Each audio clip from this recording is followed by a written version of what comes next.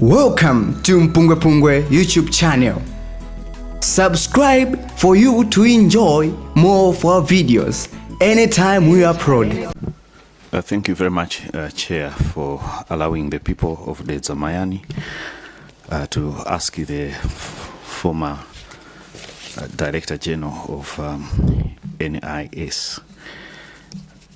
Chair, you will guide me or guide all of us where you feel maybe my question might be as you have presented it, whether it's too sensitive or you guide in the best way possible. I just wanted to know from his submission, he has highlighted to say when it comes to search, he had officers in 5 teams.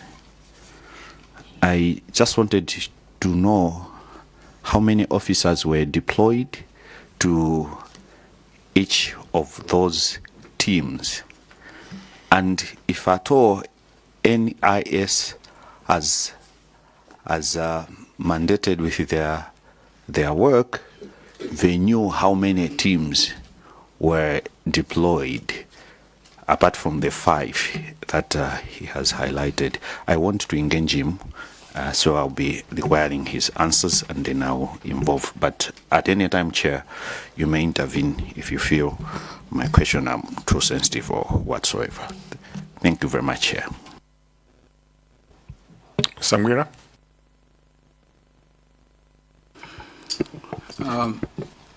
Thank you very much, Chair. Let me answer this way, through you, Chair. The Office of the Director General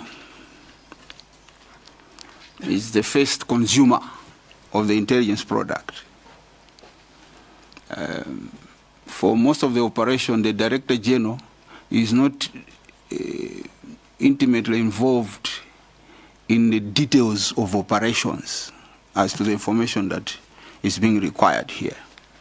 The operation orders are deployed by the specific directors of the departments, or if it is a regional operation, the regional intelligence officers on the ground. So I would be lying if I say I can recall how many officers were deployed in each team, but I'm aware that at least in each team there were some officers from the NIS, because to that much I recall being briefed as much. And in terms of how many teams were there, as I indicated, Chair, in my preamble, I am basically trying to recall the little that I can recall from all that information.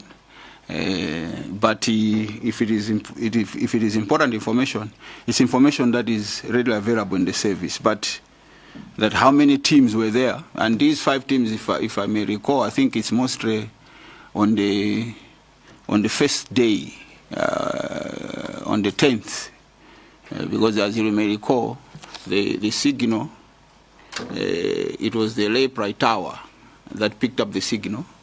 The wreckage were discovered near another tower, the Ntungwa Tower.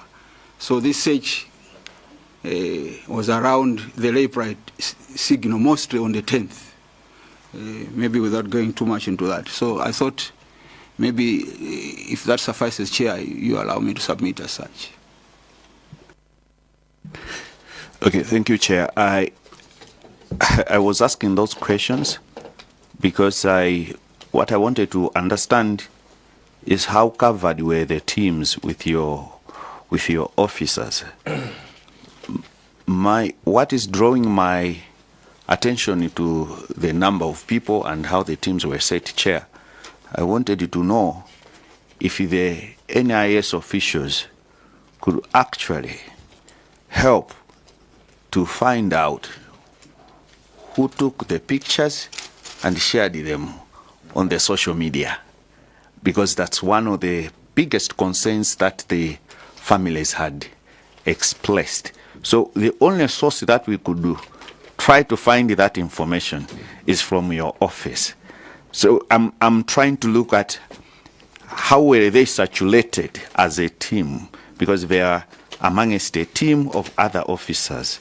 So if one person is against 50, you cannot see the other corner, what is happening and all that. So that was the basis of my question, to say to how many teams and how many officers were deployed in each team.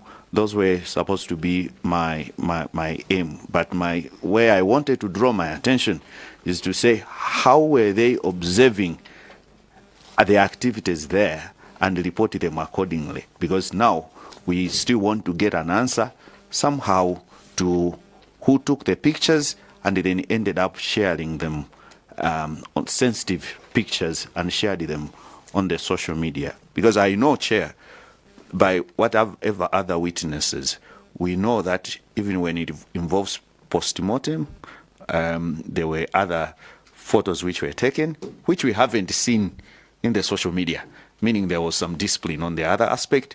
But this team is what I'm trying to gather, because those details are what I'm concerned about. Then, Chair, my last one on this one, I just wanted to understand, because he has commented on the stoning of the convoy, and he has made some references.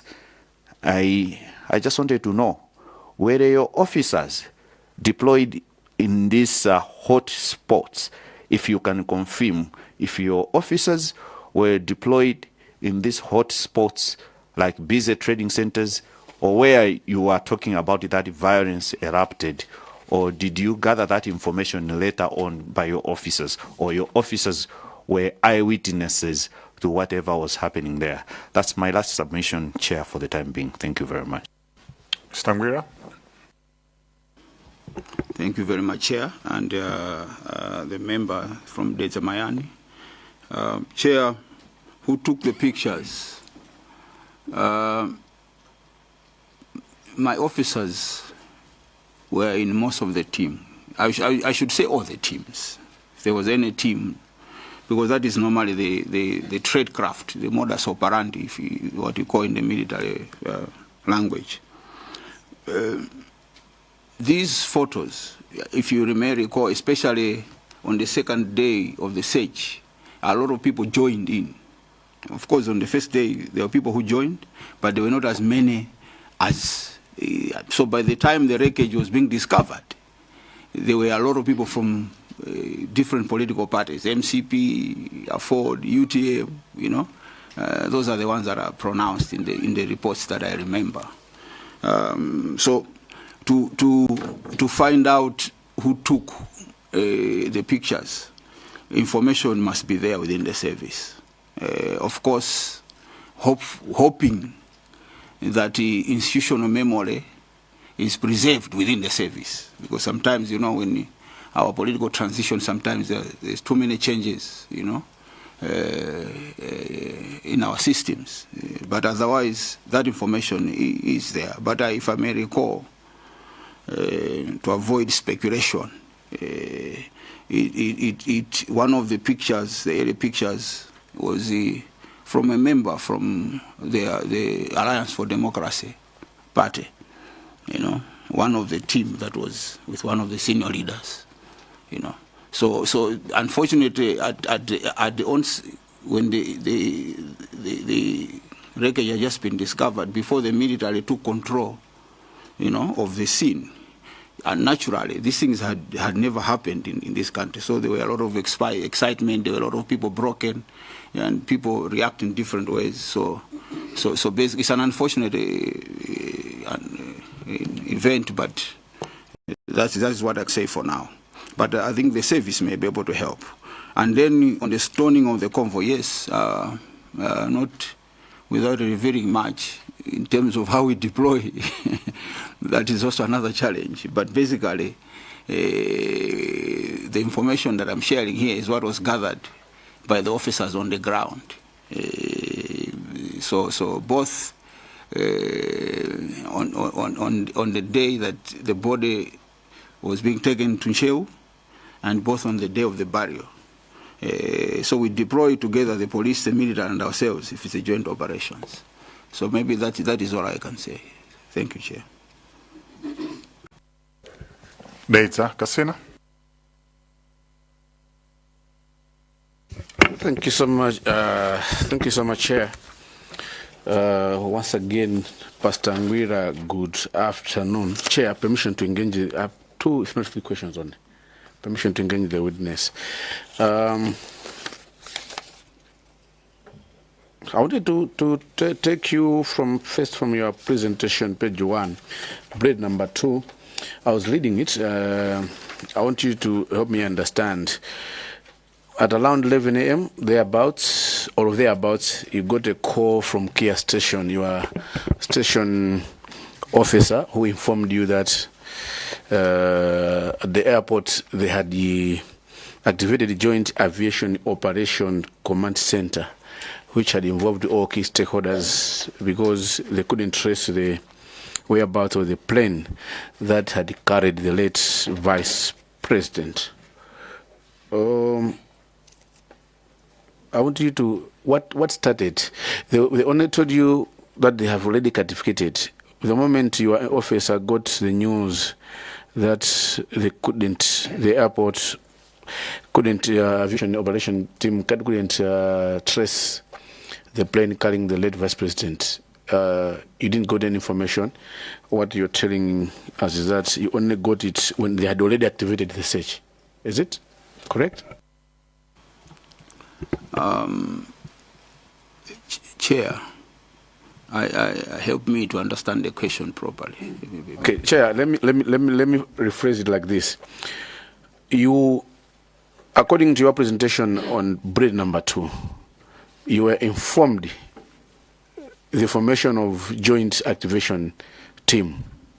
So my question is, prior to that, it means your officer, as the DOR of your office then was, got the information maybe earlier. At any point, they never informed you or any of your officers.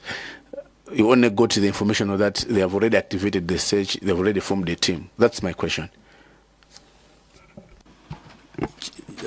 Chair, thank you very much, Honorable Member.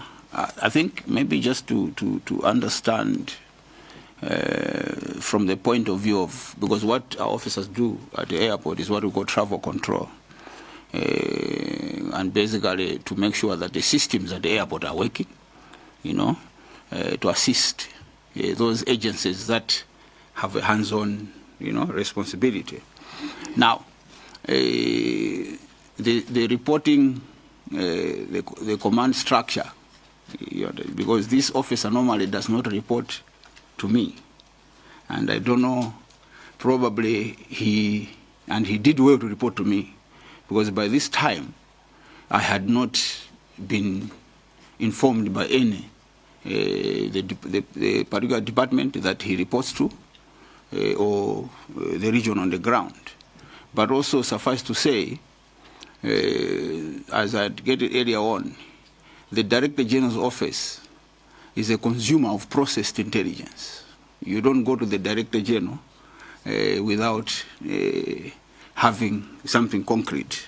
Just like the Director General cannot go to the President without, having a proper picture. At this time, this, for me, I may not be sure about the time, and you must forgive me that. But this was the first time that I heard that the plane was missing from this officer. All right, thank you. Put it that way. Okay, thank you, Chair. Let's go straight to blade number 5 of your presentation.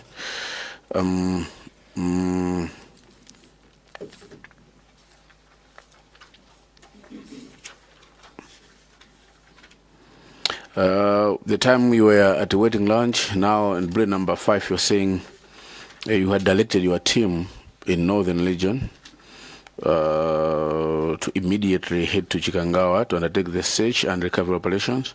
So to the IG, and the time you were briefing the President, the Joint Operations Command reported that had already started off on their way to search and on the ground. why I'm interested on bullet number 5 because your presentation, through chair, it's silent if you had any officer, or you have, or I don't know, I shouldn't say you have because you're no longer there. If you had an officer stationed at Zuzu Airport on a normal day, do you have an officer there, or you don't have any officer? Because your presentation, bullet number 5, talks about now deployment of people to go to Chikangao. Did you have any officer who day to day was reporting at Zuzu Airport? Chair, let me put it this way.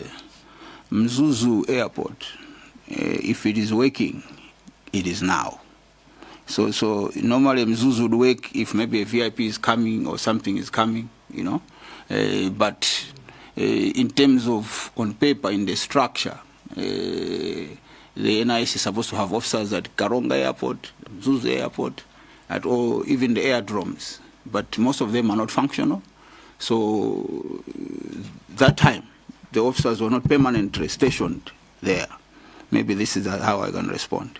That time, I like the building to your response. Yes. Maybe they're there when the VIP or there's some operation happening. On this day, the VP was flying to Nzuzu. Your office, if you are aware, and if the unfortunate incident didn't happen, the VP was to land at Nzuzu. Was any of your officers deployed on this particular day at the Nzuzu Airport?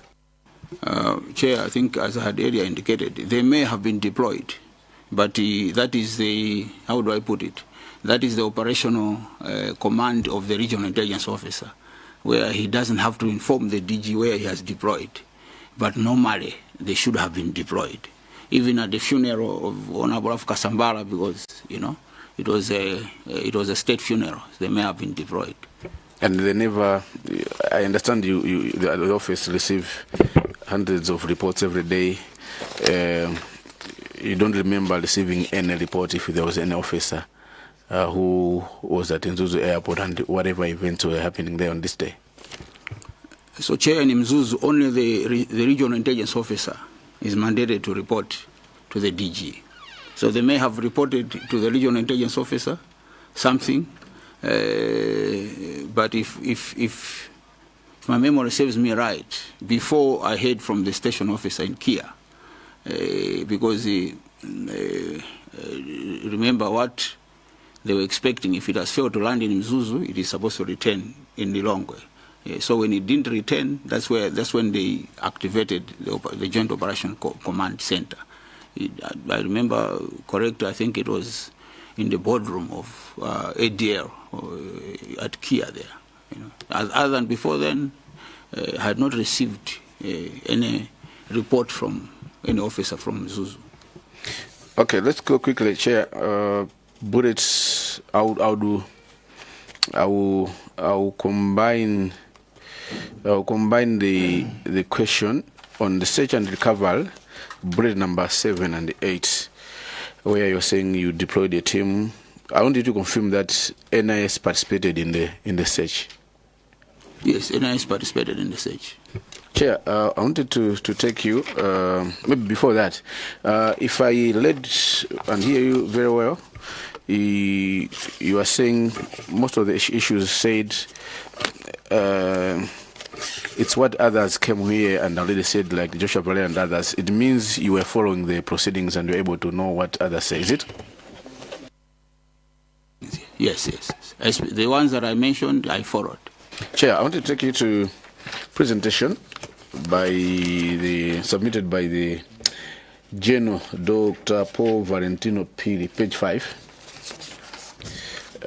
Page 5 of Dr. Valentino's presentation. For the sake of maybe you allow me, Chair, if you want me to read it for maybe for the witness to know, because on page 5 of this presentation, which General Valentino submitted here, on the bullet number 9, search and rescue operation,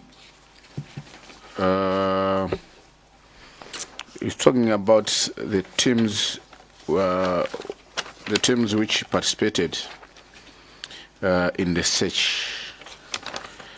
on the team, the efforts, I'll read it. The mission was placed under the command of Brigadier General Richard Jagonabanja, the then command of 101 Brigade, headquartered in Blantyre, in Zuzu rather.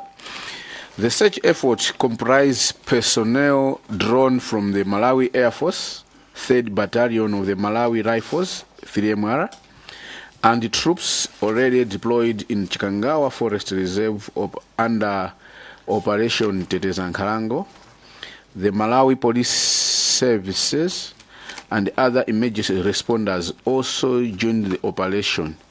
Police operations were coordinated by then Northern Region Commissioner of Police, Mr. Richard Ruhanga.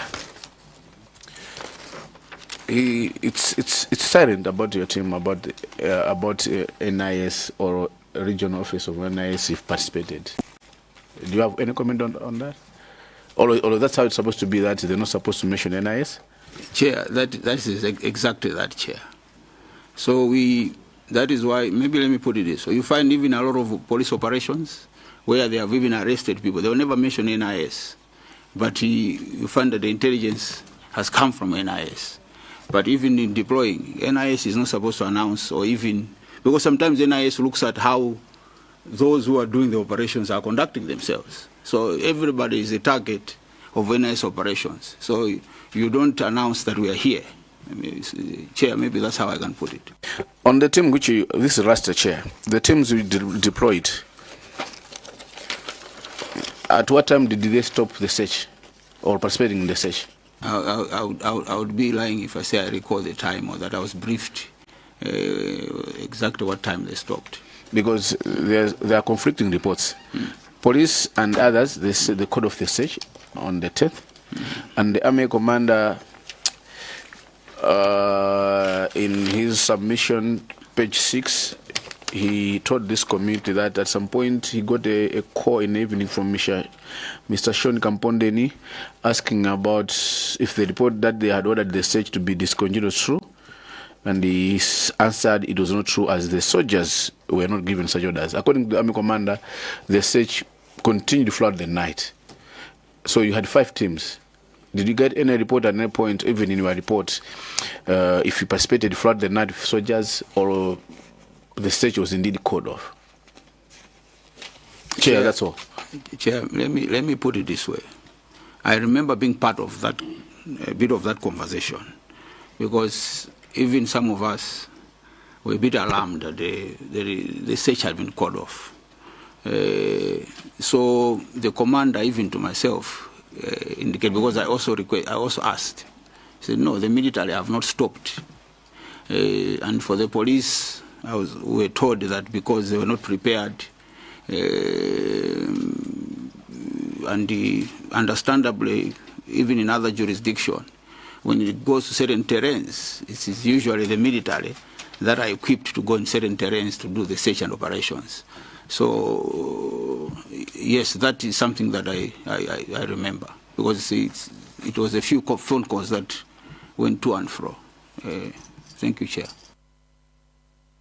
So, I have a burning question, which probably should prompt further questions. So under Section 4, subsection F, the NIC, the NIS has an explicit statutory mandate to provide security to the VVIPs. Is that correct? Can you switch on your mic? Very correct. By law, Chair, very correct. So how was the VP classified by NIS? Was he a person of interest in terms of security to you? Chair, I'll try to respond, although I would have loved if this conversation happened elsewhere, because it concerns security of the VVIPs. But all the agencies are involved in protecting VVIPs. The challenge that we have is because of our political history. If Chair, you may recall, from the one-party state, if the state was accused of repression, one of the instruments that is said to be part of that is what was called the special branch, which is the ancestors of the NIS. So the transition from one-party state to democracy, the movement of intelligence from the police, somewhere, somehow, it was not handled maybe in a very systematic way, such that that's why you find that the intelligence moved from the police in 2000. And it is only in 2017 that an act of parliament was passed, which should have, I mean, in Botswana, our friends, I think it was 2006, by the time they were moving, the act had already been passed, you know. So this is, of course, it has improved very much. Systems are able to work together. But certain officers, let's say if a minister, they tell him, well, bring an intelligence officer to be part of your security. Most, they don't want, because they think people want to spy on them, you know. But from our own way, we're able to protect those VVIPs, because most of the protection, Chair, for VVIPs, in as much as people think it's about guns, and it is mostly the information, Chair, that is able to help with threat assessment and the like. So working with the formations that actually protect the VVIPs. So the office of the Vice President, his security team, was working with the officers in terms of security. But no, they were not physically deployed within his office. So I want an outright answer that the office of the NIC, does it provide intelligence to the office of the VP in the same manner that it does to the state president? Chair, that is a question that even in America, which is a 300-year democracy, the president has to decide who receives the briefs. And the different presidents, for example, in the US, that's why you find somewhere a mention of a national security strategy. Another president will say, it only comes to me. Another president will include the Secretary of State, will include the Vice President. Here the challenge with the Act says the DG shall report to the President. But also the service provide what we call departmental intelligence to other agencies upon request, but not to politicians. For example, Homeland Security may have an issue. So intelligence from the DG's office to the secretary, PS for that office, the PS may decide whether his minister need to know, because that has to be at a technical level. But to report to the principle of that system, the law as constructed here in Malawi does not allow that. Thank you. Only to Parliament. The service also reports to Parliament, of course. Thank you, Chair. So I want a clear-cut answer. Is it yes or no? Malawi, no, Chair. Sorry, I've still got the floor. So meaning to say that the National Intelligence Service was not aware of any threats that were posed to the VP in any other circumstance apart from this trip going to Mzuzu. Is that correct? No, that wouldn't be correct, Chair. Were you aware of any other threats that were posed to the VP? We were not aware of any other threats, Chair. But that doesn't mean we had no capacity to be aware. Maybe let me put it that way. Because intelligence deploys and corrects intelligence in many ways, which, as I said, Chair, earlier on, maybe going a bit further than that, it's like putting how the system operates on the open, which I know my successor would not like. No, I definitely appreciate that. The VP, was he a threat to government? And the relationship was sour with the state president. It's a given fact. He must have been on your radar. Can you confirm whether he was on your radar or not? Chair. Malawi. It's a given fact. What is a given fact, Chair? I will tell you this. The relationship between the UTM and the MCP, the relationship between the VP and the president are not the same. I mean, that's what, from intelligence, you know? Because I'm aware, even when his delegated powers were removed, I think the reforms and others were removed because of the corruption case. And mind you, that corruption case started with the things that were mentioned in the court in the UK. And that was done together with Mr. Kaponda Ngaga's chief of staff, being interdicted. And even that time, you know, the VP attended every cabinet meeting, you know. And also, I'm aware that every once in a while, the two of them would have tea, where nobody's there, the two of them meeting. So the relationship between the two and the relationship between their parties was a very complicated animal. I mean, from the point where some of us were sitting, that is what. But to say it was a fact that their relationship, no, I don't think so. Actually, seeing the two of them together, the body language, unless body language lies, but some of us who are trained to read those things, the challenges were between the expectations from this side, the expectations from this side, versus the political dynamics between the two. But there were different political parties, each one of them with their different ambitions. It was understandable that the relationship wouldn't be rosy in any environment, whether it is in America or anywhere. This is maybe how I can assist the committee, Chair. Now, I wanted this clarification because you definitely have privileged information that the public do not have, that some of us do not have. So it was important for you to make this clarification. Yes. I didn't get. I appreciated the response he made, but I didn't get the actual answer to your question. If the VP was on the late VP was on the radar, on their radar, still more. I think I wanted to get the clear answer on that one. And also lastly, the supplementary chair, I also get his explanation on issues of threat and everything, and I get your response how the Act says you need to report to the president. In the event that there's a threat to the vice president, who do you go and report? You report to the office of the vice president, or you still have to go to the president, and it has to be the president to decide whether to tell the vice president or not. Just a general response, not related to the individuals, but the office. That's what, Chair. Chair, the VP was not on the ladder of NIS as a target of NIS operations. The VP was government. You know, the VP was part of government. I really wish there are certain things, you know, because personally there are things that I went through myself. But the VP, that's why even those people who maybe were in public functions where the VP was there, some of us, he would actually call me, you know, call me to greet me. I would be worried because I was one of those people who was being accused that I work for the VP, although I was DG for National Intelligence, you know. So the VP was never on the radar, unless if he had been a threat, you know, maybe to the president or a threat to the government, to the constitutional order. But that had not arisen, Chair, if I may correct properly.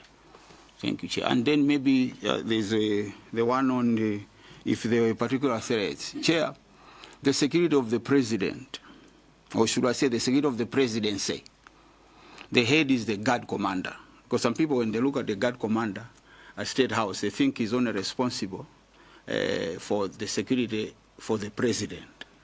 The ones that are protecting the vice president, the second vice president, their boss is the guard commander at State House. Now, on a threat, the guard commander at State House, at operationally, because threats, they are very evolving. You know, certain threats may need you to act within seconds, within minutes. So you can't wait, let me report to the president. It doesn't work like that. So you have, that's why the operational systems speak to each other besides the leadership. But also, as I indicated, there was always contact as well with those protecting the vice president. And I pray, and I know it must be the same scenario now, that between those protecting the vice president and the service are speaking, you know. Even if it is a minister, there's a threat to the minister, the security for the minister must be made aware, because those are the people that are going to remove the threat or maybe respond to the threat. And later on, you can be reporting to the leadership of what has transpired. Thank you very much. Thank you very much. Nkatabe North and Blantyre Malabada, then Mwanza Central. Thank you, Chair, for giving people of Nkatabe North to ask questions. Yeah, Mr. Ngwira, I've got two questions. Yeah, first of all is on these particular days of the crash, did the NIS has got any record of investigation? And if yes, can this be made available to the committee? First question. Secondary is you described the resulting conspiracy theory and call for violence, including allegation that youth were offered alcohol and money to attack the funeral convoy. As a result, serious threat to the national security. Did NIS conduct or contribute to any investigation into who was behind the incitement at the time? Thank you, Chair. Chair, investigations, police conduct investigations. We gather information for intelligence, sometimes even to assist the police in their investigations. I differentiate that because the police will be gathering evidential, maybe to go to court and and the like. Whilst for the purposes of intelligence is to neutralize the threats or to see what can be done to improve the systems, things like those. So yes, there are reports. Actually, what I have been reporting is coming from those reports that I can recorrect because I don't have access to those reports now, and that is more than 2 years ago. And considering, Chair, that now I'm mostly about vessels and my farm there, farming bananas and other things.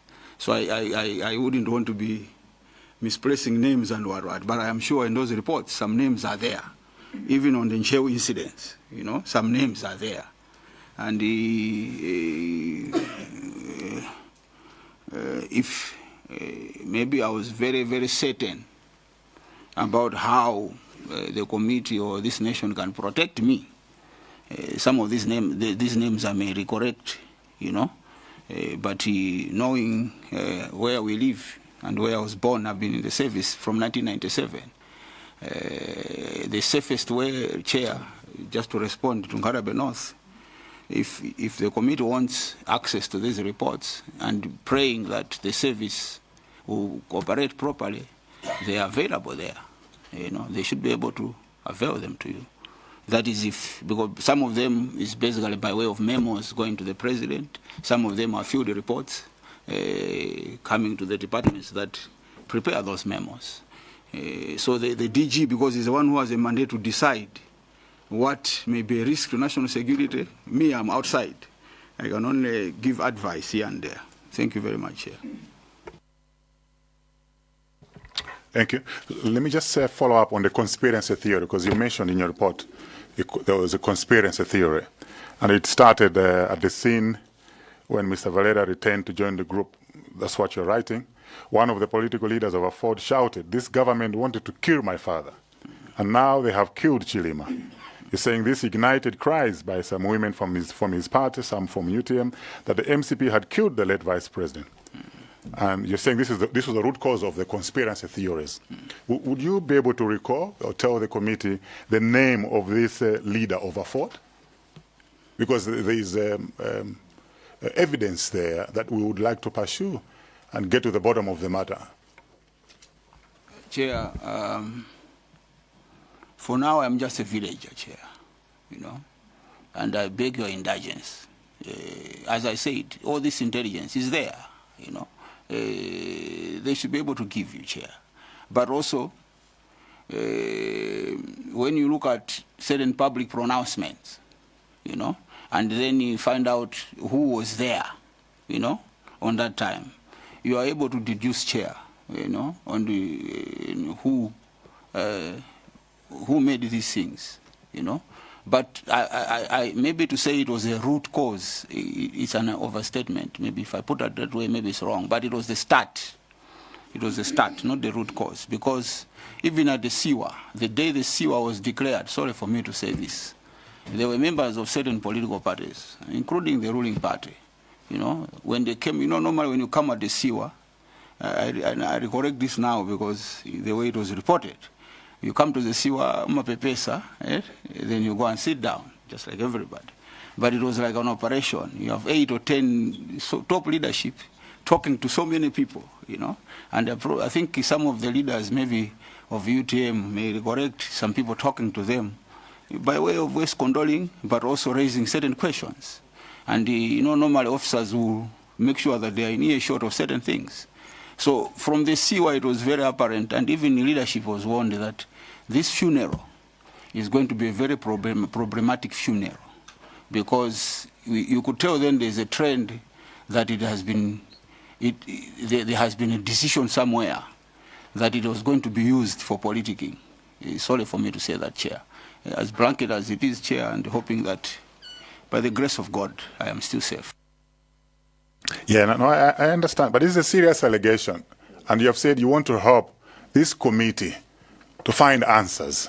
You have mentioned names of Varela and others in the report. Why are you unable to tell us the senior political leader of Ford who made this serious allegation that the government wanted to kill his father, and now they have killed Chilima? We cannot walk here away and take your statements lightly, because that's the whole purpose we're here, okay, is to uncover this allegation.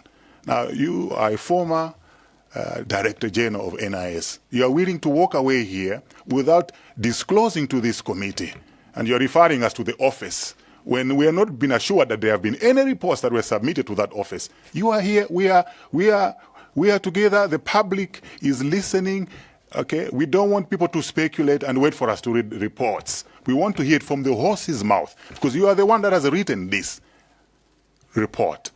Would you be kind enough or generous enough to advise us who made these allegations? Chair, let me put it this way, Chair, and I really understand, you know, that the committee needs the information. That is why my understanding is probably that's why you brought in the former MDF commander, you brought in the current MDF commander, but in this case it is only me who doesn't even have the product, you know, because the product, the intelligence product, is in the hands of the incumbent. Let me put it that way. But also, you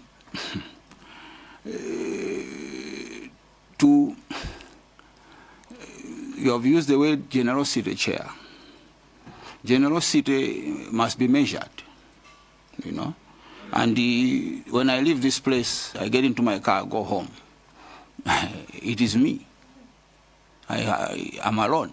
And with the knowledge that I have, Chair, from the history of intelligence, whether here in Malawi or elsewhere, you will allow me, Chair, not to mention those names. I mentioned the Varelas and the like because I was referring to what they reported to this committee. But maybe the other nuance is that I am not making allegations. I was asked to bring intelligence as I correct it, you know, and this is what I brought you. Now it is up to the service to say, the former DG was lying. You know, we don't have that, you know, because they are in the government, and your committee has a mandate to engage them. That this is what I can advise, because at least they are protected, you know, if I correct the way I was protected when I was in the service. Thank you very much. Yes, sir. No, I appreciate that, and it's unfortunate that you don't want to divulge any information for security reasons. That's what you're saying. You're worried about your security. But yeah, supplementary. Yeah. Thank you so much, Honorable Chair.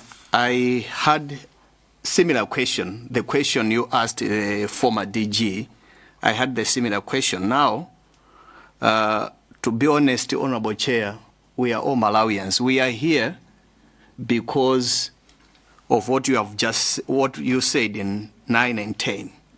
because I want to quote your words, conspiracy theories. We are here because of this. If there wasn't this, we wouldn't be here. Yeah? So we need to get to the source. And the start of the conspiracy theory is with this leader, which is mentioned, from what you have said. So, Chair, I wanted to request, since it looks like the former DG will not tell us the name, is it possible for the committee to write whoever so that they can actually give us the name? Because we need to interview this so that we get to the root of the whole issue. And also, Chair, riding on this advantage you gave me, I would also want to, in that letter, because it looks like the DG will not tell us, the former DG will not tell us, we should also ask about the political parties that kind of sponsored violence in Icheo, so that we have those names as well, and then we pursue the issue. So, Chair, I wanted to request, if the former DG will not tell us, but we should pursue this issue as a committee, so that the issue is actually settled. And if I remember very well, the Madam Mary Chirima also complained about the risk that she experienced when she was going to the funeral. So this is quite important that the committee should actually look into. So I wanted to make that suggestion since I think my questions, because I had the questions you have, but I think the former DG may not tell us at the moment. Thank you, Chair. We will follow up. I don't want us to belabor the point. We will follow up. And the problem is that he's making this personal statement because he was on the site, and we don't know whether he made a report to NIS to this effect, that even if we write NIS, they would confirm this fact. That's a challenge that we have. The other challenge I have is the allegations he has stated here are bordering on the root cause of the crash. Okay? Yes, we will be concerned about what happened in Cheo. That's incidental. Things have happened. But we want to get to the bottom of the matter, the root cause of the problem. And unfortunately, he is not able to divulge any names at this stage. So, as a committee, as you have guided, we'll try and find means. But I don't want to belabor the point. I think the matter has been made. It's very clear that it's something we need to follow up. Point of order, Chair. Yeah, but I have other people that are on the queue, so I don't want us to go forth and backwards. So can I? I know, but he's not ready to engage. He has shut down. Chair, may you allow me to say something? Chair, I was not on the site. I think I indicated earlier on that the Director General is the first consumer of the intelligence product.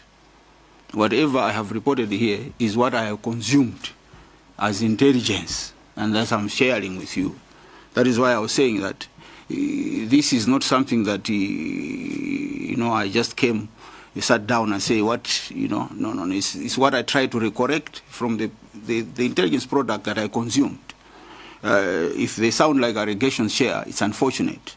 But I feel, that's why sometimes, sorry for me to say this, Chair, the way maybe our friends, they are doing in South Africa, where they have an evidence lead, who investigates some of these things. Because some of these things, like the one you are asking in Chikangawa, people made a lot of statements, even in the public. To the same extent of what I'm pointing out, what happened in Chikangawa, and because the anger, and I say this, Chair, as a national security expert, if, for example, the day the president was going to Ncheo, the then president, I even recollect some people, some senior officers telling the president not to go to Ncheo because it is not going to be well. That's why we even had to talk to the military to deploy heavily. In fact, the moment on the way back, the moment we passed with the convoy, the people were coming behind us were heavily stoned. We're talking more than 20 vehicles, So this is it is a serious issue. If we are honest with ourselves, yes, what happened in Chikangawa is a very serious. We need to look at the gaps and what should never happen again. The same way, because even lives were lost there. Maybe it's something I didn't mention. If I recollect very well, 3 or so people lost their lives because of just, and that anger was not natural anger, because sometimes it could have been natural anger. This was anger that was actually fermented as a way of an operation by certain quarters. And I wish I was, if I was in the system, I mean, knowing I'm protected, those people who have worked with me know I always told truth to power. That's why even, you know, that at certain times things happen. But anyway, Chair, I thought I needed to point out that. So it's not like I'm just bringing things up.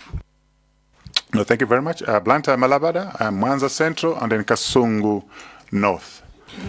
Thank you very much, Chair. My question is from page 1. Mr. Ngwira depicts that you had officers at KIA on official duties of state security. I've got 3 questions from that. It's been discovered that KIA does not have any CCTV footage of that particular day. Would your officers not have been able to detect that since they were working there on official duties? Our second question, what was the actual scope of the work of your officers at that particular time and day? Third question, the NIS being responsible for security of the president, would they not consider the flying of the president or vice president into bad weather a threat? Thank you, Chair. Let me take those questions. Chair, I think the issue of the CCTV, airport police, I think would better assist you, Chair, because the CCTV at the airport is under their command, because they're the ones that do the physical protection there. But in terms of the scope of the work for intelligence, sorry for me to say that, but every international airport you go to has intelligence officers. As I said, we protect key government installations, we protect the integrity of the state, so an entry point is very critical. We may not interface directly with the public, but to make sure that systems are working. That's why it's important, of course, that you asked me that question. But I think for the CCTV, you know, it is, but also the CCTV at the airport, I don't know if it covers, how much it covers the, what do you call it, on the ground there. I mean, that is something that it may be looked at into. In terms of bad weather, Chair, this is purely for the people flying the aircraft and the aviation. Of course, where somebody ignored, you know, maybe a warning of bad weather, you know, intelligence would report as that person being a threat.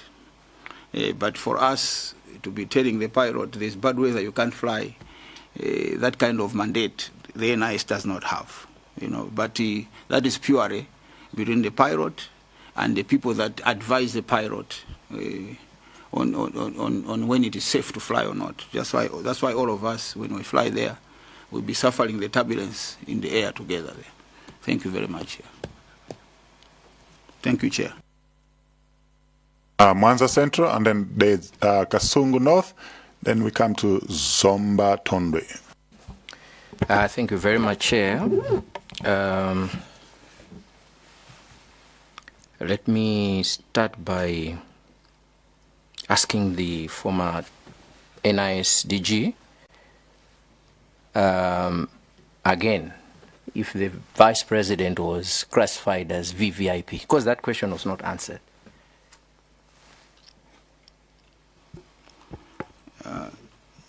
Chair, may I respond? Yes, please. Yes, please. Chair, through you to the honourable member, what I recall the question was he on the radar, you know, of NIS, you know, as somebody the NIS was monitoring. As a VVIP, there is only one bigger VVIP than the Vice President, and that is the President. And then number 2 is the Vice President. He was a VVIP. as serious as it can get. Yes, thank you. That's what I wanted to know. Now, on your paragraph labeled 1, the officers at Kamuzu International Airport reported to you, or reported that the Vice President had departed from Mzuzu to attend the funeral of late Rafael Kasambara, who passed on 7th June 2024. Bearing in mind that the Vice President was in Korea and he arrived on 9th at Bakili Muluzi Airport, did you get information that the Vice President is back in the country? Chair, I may have, but I don't recollect somebody specifically reporting to me that the Vice President is back in the airport, in the country. Well, I need a straight answer, former DG. Did your officers inform you that the Vice President was back in the country? No, they did not inform me, and they were not obliged to inform me. Thank you very much. When did you get to know that the Vice President was back from Korea? If you can mention the date.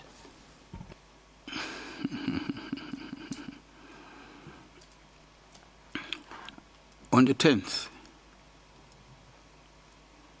You knew on the 10th? Yes. Okay. In actual fact, Chair, I think I should have actually even been out of the country by then, because I was preparing to fly ahead of the President. Just scheduling of aircrafts made it that I was supposed to travel now with the President. So for me, it was basically preparing, and operationally, most of the things now had been handed over already to my deputy. Thank you very much, Chair. Now, the late Vice President being a VVIP, is the intelligence involved in checking his movements, his travel, when he goes out of the country, when he gets in? Is it of interest to the national security? It is of interest that he is safe. But in terms of if the intelligence has to be involved, upon a request, the intelligence has gotten involved once in a while. But basically, the intelligence should be aware, even some critical ministers. But you remember, intelligence is looking at threats to national security, first and foremost. Thank you, Chair. Thank you very much. But you can confirm that you had officers at Chileka Airport on the 9th? Yes. Thank you very much. On your paragraph number 2, at around 11,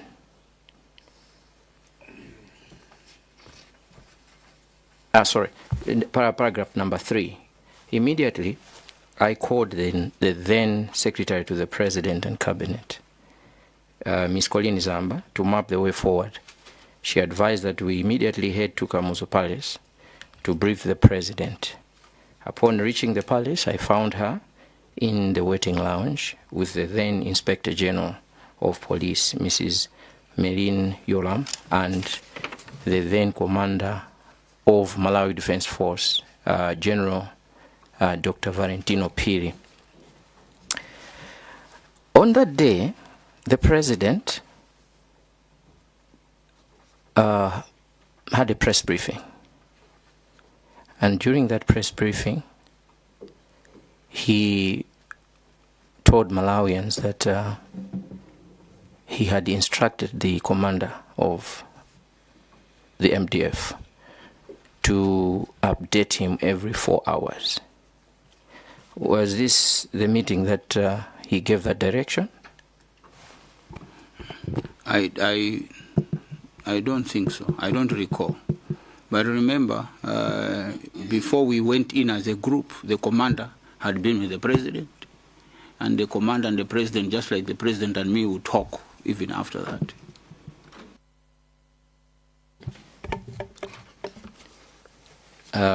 Thank you very much. Now, at this briefing, which was at 11 a.m. The briefing was not at 11 a.m. Can you confirm the time? I wouldn't be exact, but I think some people have mentioned the time because we waited in the lounge quite a bit. So I wouldn't, you know, I'm not very good with times, and, to be honest. But it must be somewhere. If it is not 12:31, I'm not sure. But we waited quite a bit. And remember, this day, the president was leaving, so he was probably tidying up, or maybe even communications or what. Yeah, that's exactly where I was going. The briefing that you gave the president was that the plane did not arrive in Mzuzu. And he was traveling at 5 p.m. But at that meeting, he immediately cancelled the trip. Was there anything probably that was discussed in that meeting apart from just the missing plane? Chair, the briefing was specific about the plane, you know, and remember, civil aviation reports to the SPC, and then the aircraft was MDF aircraft. So as I said, the commander and the SPC took lead in briefing, and the briefing was what had been done so far in terms of trying to trace the plane. You know, so in the briefing, that is where it was being indicated that so far the areas, the alternate airports where they expected the plane to have landed, nothing has what. But remember, by the time we were getting into the briefing, the commander had already issued the officers now to start off for Chikangawa. By this time, Airtel had already confirmed that they had traced a number for April. So all that was briefed to the president. So it was not just that the plane is missing, if I may recollect very well. Also, it was more than just the plane missing. It was about the missing plane. Thank you very much. I just want to find out, as the NIS former director, was NIS involved in the handling of the gadgets that were found at the scene in any way, whether extraction of data or safekeeping? Chair, the NIS was never at any point involved in the handling of the gadgets. Actually, what I remember is that, because one of the sensitive things was it was the vice president, and the IG basically briefing us that for the phones of the vice president, the police didn't even stay along with them. And actually, some of us, one of the challenges we had with this is that people took maybe on a more human empathy side of things than a critical, hard look on how investigations are supposed to be done. Because those phones should have been handed over to the experts. Maybe they could have given leads. But what happened is, especially for the phones of the vice president, they were handed over to the family. You know. Thank you very much. As Director General, former Director General of NIS. Sorry, but we need to correct that record. The phones were not handed over to the family. That's where I'm going, Chair. Okay. Yeah. I am saying the information that I have from the police. You know, you are going to engage the police. They will correct it. Thank you. Okay. Since you got that information from the police, because the one concern from the family members was that I think it was Madame Mary Chirima, was that the gadgets took more than you know, their expectation. The period was longer than their expectation. So that's why I wanted to find out if I told you had anything to do with the gadgets, as being the National Intelligence Service, probably you needed some information from the gadgets. That's why maybe they took so long with the police, because it took more than a month. Chair, if I may respond. This was an aviation accident. The NIS does not have expertise in aviation investigations. So basically, and for the handling of the site, even the NIS officers did not even reach the site because they were in civilian, and the police and the military didn't know. They were part of the people that were actually cordoned off. So that's why when I was reporting about what happened amongst the group that was cordoned off, because that's where the officers were, in terms of handling of the gadgets, my take is probably you need to find out who exactly gave the gadgets to Madam Mary Chirima, because it may be that the gadgets were handed over a certain member of the family who maybe took time, whatever it is. But in terms of investigation, it's important that you find out who handed over, and the police are probably the best that can help you, because the gadgets, I am aware, were in the custody of the police. Thank you, Chair. Chair, I just have 3 more questions remaining. As NIS, I believe you have cooperating partners, in other countries. Did you receive any information from intelligence organizations from elsewhere, maybe on the 10th? Chair. Regarding the missing plane? Anyway, when it comes to mentioning certain agencies sometimes, but anyway, maybe I can do that. It was me in the launch actually who reached out to the Americans, because we have what we call liaison officers, relationships to the Americans, I remember to the French, and even the Israelis, to help with satellite tracking, And all the 3 services reached us that they couldn't, Actually, one of them asked, is the transponder on? Because normally they should have, using satellite, they should have picked it up. But the only response we got, they were not able to pick it up. And that is what I have, if I recollect very well. Chair, last question. I think there was a mention here in your narration about the relationship between the president and the vice president. So I just wanted to make a follow-up question on that.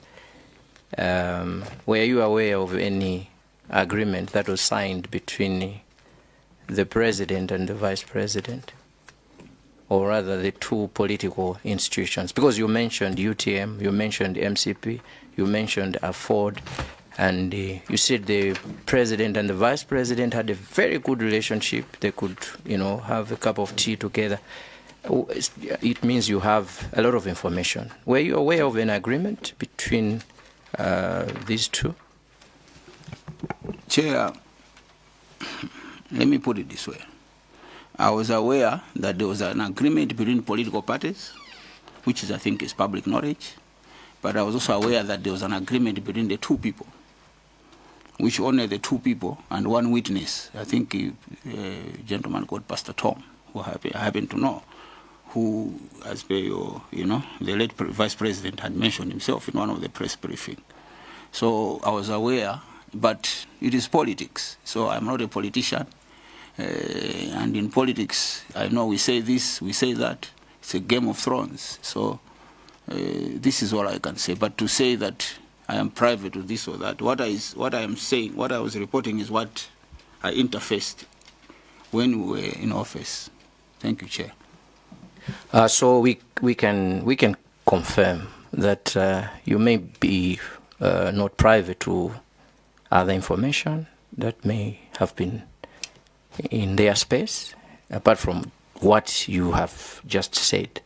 Because I was asking this question, Chair, because I wanted the former Director General to confirm to this committee if he was private to the agreement or any other issues that were there, but which is very important, to clarify some matters as we progress. Chair, when you talk of agreements, as DG, I was privy to a lot of agreements. Even a certain agreement that maybe the two of them agreed towards, just before his demise. But the issue is when you are not part of that agreement, it is a challenge to put it on record that you understand. But that is a challenge, especially when, Chair, with the nature of investigation that you are conducting. My advice is you'd rather, as usually the Chair says, you'd rather stick to facts, because a lot of it will be speculation. This is what I can advise as a former intelligence chief. Thank you very much, Chair. Thank you. I just want to follow up on the support that the National Intelligence Service rendered during search and rescue. It is our understanding that during your time, National Intelligence Service was modernized. You made a lot of strides to improve the institution.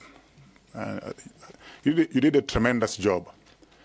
Did you not have any capabilities to assist in the search and rescue, like identifying the ping of the cell phones, the geolocation and coordinates with the devices that you have? Because the search and rescue was pretty much a blind search. But we understand that you had the capability, the systems and the machine and modern equipment to trace anyone else if you know their location, if you know their phone numbers. Even if the phone is silent or dead or not working, you'll be able to trace using your machines that they are somewhere. Is it true or not? Is it something that you would have used? Chair, let me put it this way. Every piece of capability, and I'm trying to choose my words carefully, because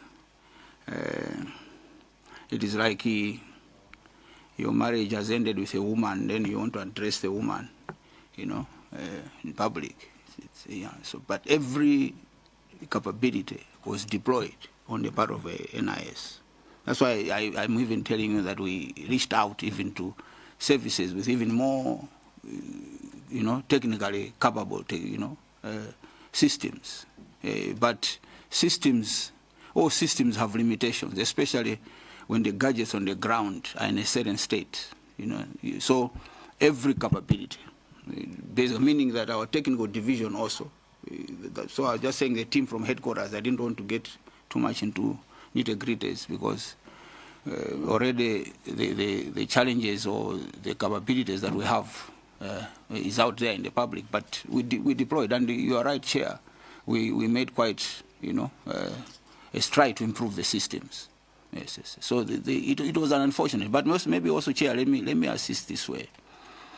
The signal from Airtel, picked, and we suspect that it was the time the plane was flying over the tower at Leiprai, going towards Ntungwa.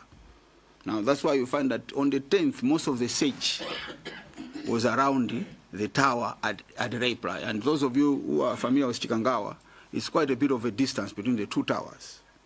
Now, when the tower picks a signal, normally it is a 10 kilometer. It doesn't give you precision that even our systems, if I remember very well, the most precise was about 5 kilometers. But our systems were deployed by the time they were getting there, it was a bit late.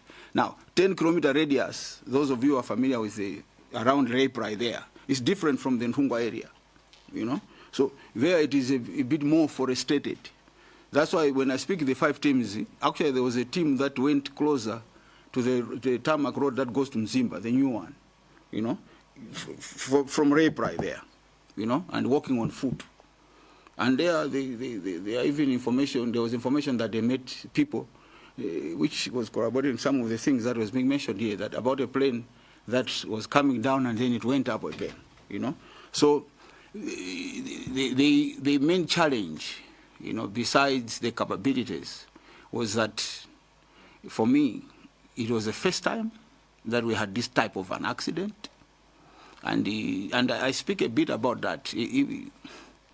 I almost went off script in a sense that because you don't want to talk about terrorist bombs anyhow. But God forbid, imagine there's a terrorist explosion. Can you imagine the chaos if we don't address some of these things? That would ensue, you know, because of lack of readiness, lack of preparedness. In a way, systems work together. Because a lot of it was ad hoc, people calling each other. That's why I speak in many countries, this is usually addressed by the National Security Council, standing procedures. Now, most of the time here, even our COVID-19, here we had ad hoc committee, presidential COVID, what. It was an ad hoc committee. If you go to Zimbabwe, the National Security Council took charge. You went to Zambia, the National Security took charge with all its systems. So I'm just to try to emphasize why systems are critical, both technological and how agencies are working together. It's very critical. So here it was just a matter of, because imagine they are looking at the wrong tower, because that's where they were searching on the 10th. You know, so even to go to the other tower, it was out of now intelligence, information that people were what? Were giving it up. But somewhere it seems like people saw something. That's how they ended up at Ntungwa. Thank you very much here. Thank you. Kasongo North. Thank you so much, Chair, for giving me the opportunity to ask questions from Kasongo North. Mr. Ngwira, there are two questions for you. The first one is there is information indicating that the plane was actually found on 10th June 2024 and not on 11th June 2024 as officially stated. Are you aware of this? And the second question, maybe you can take it also. Second question is, when did you come to know that the plane had been found, and who communicated this to you? Thank you, Chair. Chair, the day you heard what the honorable member is saying is the day I heard, you know. And I was like, unless we were sleeping, which all the systems couldn't have been sleeping, or unless all of us were so much politically inclined that we wished the late Vice President Uyu in all the systems. But anyway, somebody reported that. It's unfortunate the person reported that has nothing to do with government. He used the source of somebody who retired from the military quite a long time ago. So I am aware that you are engaging the particular source of that information. For me, it would be interesting to see the real source. Where is that information coming from? Because, I mean, you met the owners of the plane, the Air Force, they were here, you know, and I was listening attentively.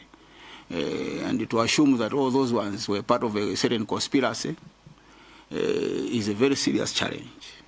But also, you know, when people are grieving, I mean, I lost both my parents, quite a bit young, especially my mother. It took a bit of time for me to recover. Sometimes I actually believe I have not fully recovered, you know. Now, when somebody very close to you, and sorry for me to say, and especially when that person was probably the reason that certain aspects of your life were going in a certain way, it is very painful. So for me, it gives your committee a lot of work. If sometimes you pray, you're still part of the system that you can help pray, get to the bottom of it. What started it? Is it somebody misunderstood the phone call? But the general is the only one who can put all of us at rest what really happened. But me, as former Director General of National Intelligence, that is not true. That is not true. Thank you very much, Chair. So on the 11th, and my officers on the ground, when they reported through their structures, the regional intelligence officer also for North was there, is the one who actually called out to me that we have found the crash. Thank you. Second question? Yes. I gave you a second question. Yes. When? It's the one I'm saying on the 11th. Oh, on the 11th, okay. There is a question that I said, when did you come to know that the plane had been found and who communicated to you? It's the one I've just answered. On the 11th, and my regional intelligence officer in the north. Okay, fine. Thank you, Chair. Sombatonde? Thank you so much, Chair. Good afternoon, Pastor Mugwira. I think the people of Sombatonde would like to understand one or two. Fortunately, Chair, most of the questions I had, especially technical ones, have already been asked. But just for clarity, I would like to know how many intelligence officers you had at State House. Pastor Mugwira.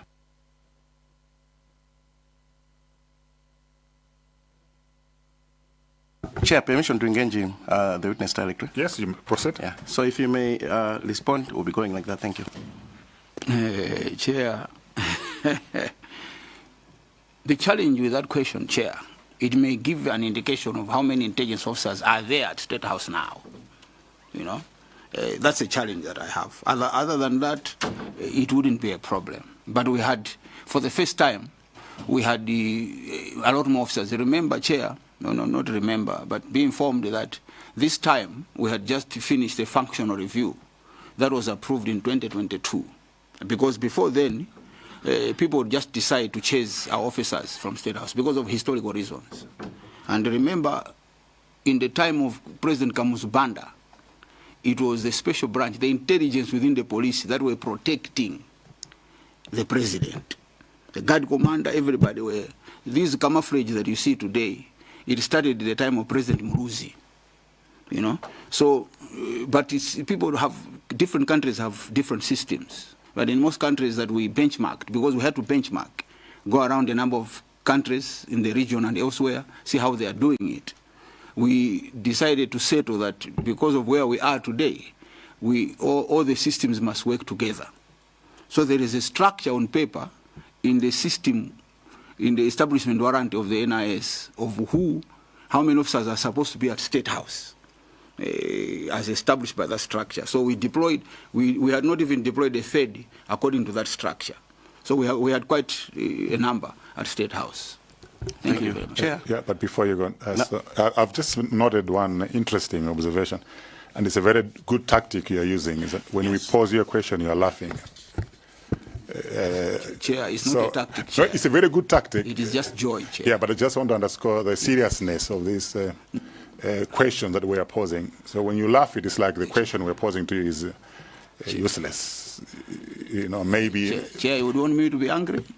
Serious. No, Chair, it's my nature. Those who know me, they will tell you.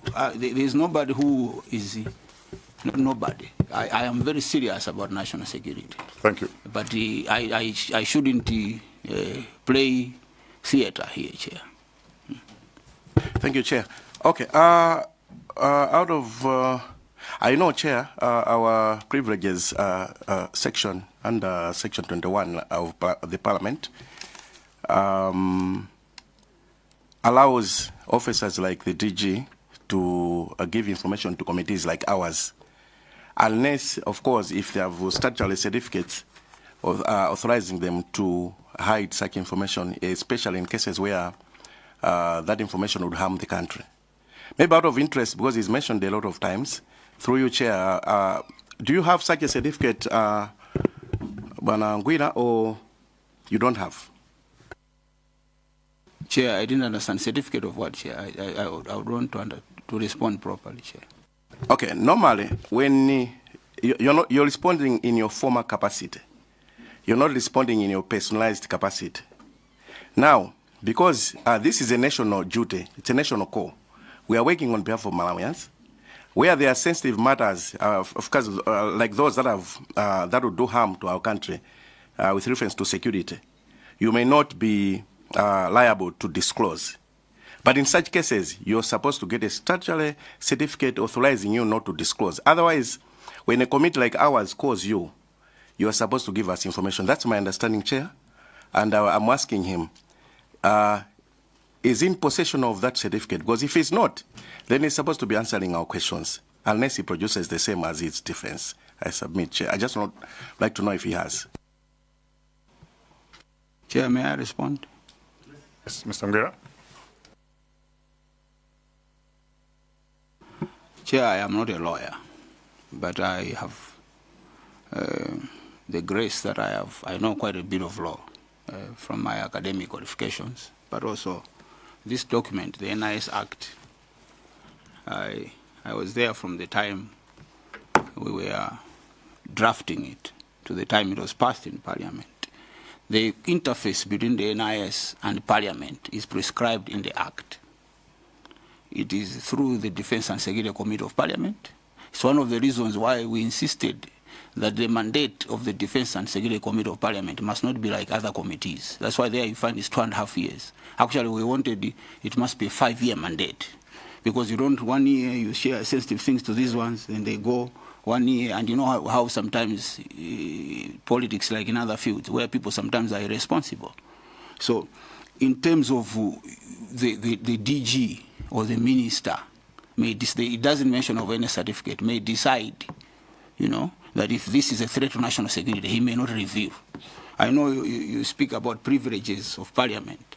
I understand, but here is 2 laws. That's why initially, when I was supposed to come here, it was actually me that initiated the contact, because I wanted to ask the service, you know, have you cleared me to go there? Because if I say things here, according to the NIS Act, Section 14, it's 20 years imprisonment. And Chair, you know, Chair, if you may allow me, maybe we may have to go forward in the interest of time. So I hope that suffices. But it's clear? It's very clear. It's clear. Let's move forward, because I've got... Okay, so you are confirming that you had a reasonable number of NIS officers at State House, and you had no single NIS officer at the VP's residence. That's what you said? Yes, actually it was the first time to have a number of officers at State House. We had engaged the VP's office a number of times, but the response was negative. Thank you. Now, lastly, in the north, you also had, you may not mention the number, but you had the reasonable number of officers representing your office in the north. Is that so? Yes, Chair. Okay, thank you. Now, during the day of the crash, you mentioned that one officer from Kia directly called you. Is that correct? Yes, Chair. Okay. And it's on record that during the okay, not on record per se, but it's rumored that during the crash, the officers that went to for the search, the first group was coming from the Central region. Are you other than the northern officers? Are you aware of that? From the other formations, maybe. I know the team that constituted the Joint Operations Command Center, when they had exhausted their search through the communications, when they had established and had been told that there is possibilities in Chikangawa, they all agreed to move to join the physical search. So probably they are the ones you are saying from Central Region, and I mentioned in the report there. Thank you, Chair. Okay, thank you. My interest was, I actually wanted you to confirm if your northern officers, just to confirm that your northern officers never took part in the search on the crash day. That is a very serious lie, Chair. Thank you. It's a very serious lie. Thank you so much. So we wanted that. Chair, we may have to cross-check that information at a later stage. Other than that, Mr. Dokani Ngwira, I would get back to a few comments that you made, starting with the sentiment that you made to say your NIS officers were not obliged to tell you if the late VP had arrived in the country or not. They were not obliged. And then we also refer to Section 4 of your Act, which gives a clear direction that one of your responsibilities is to protect the VVIPs.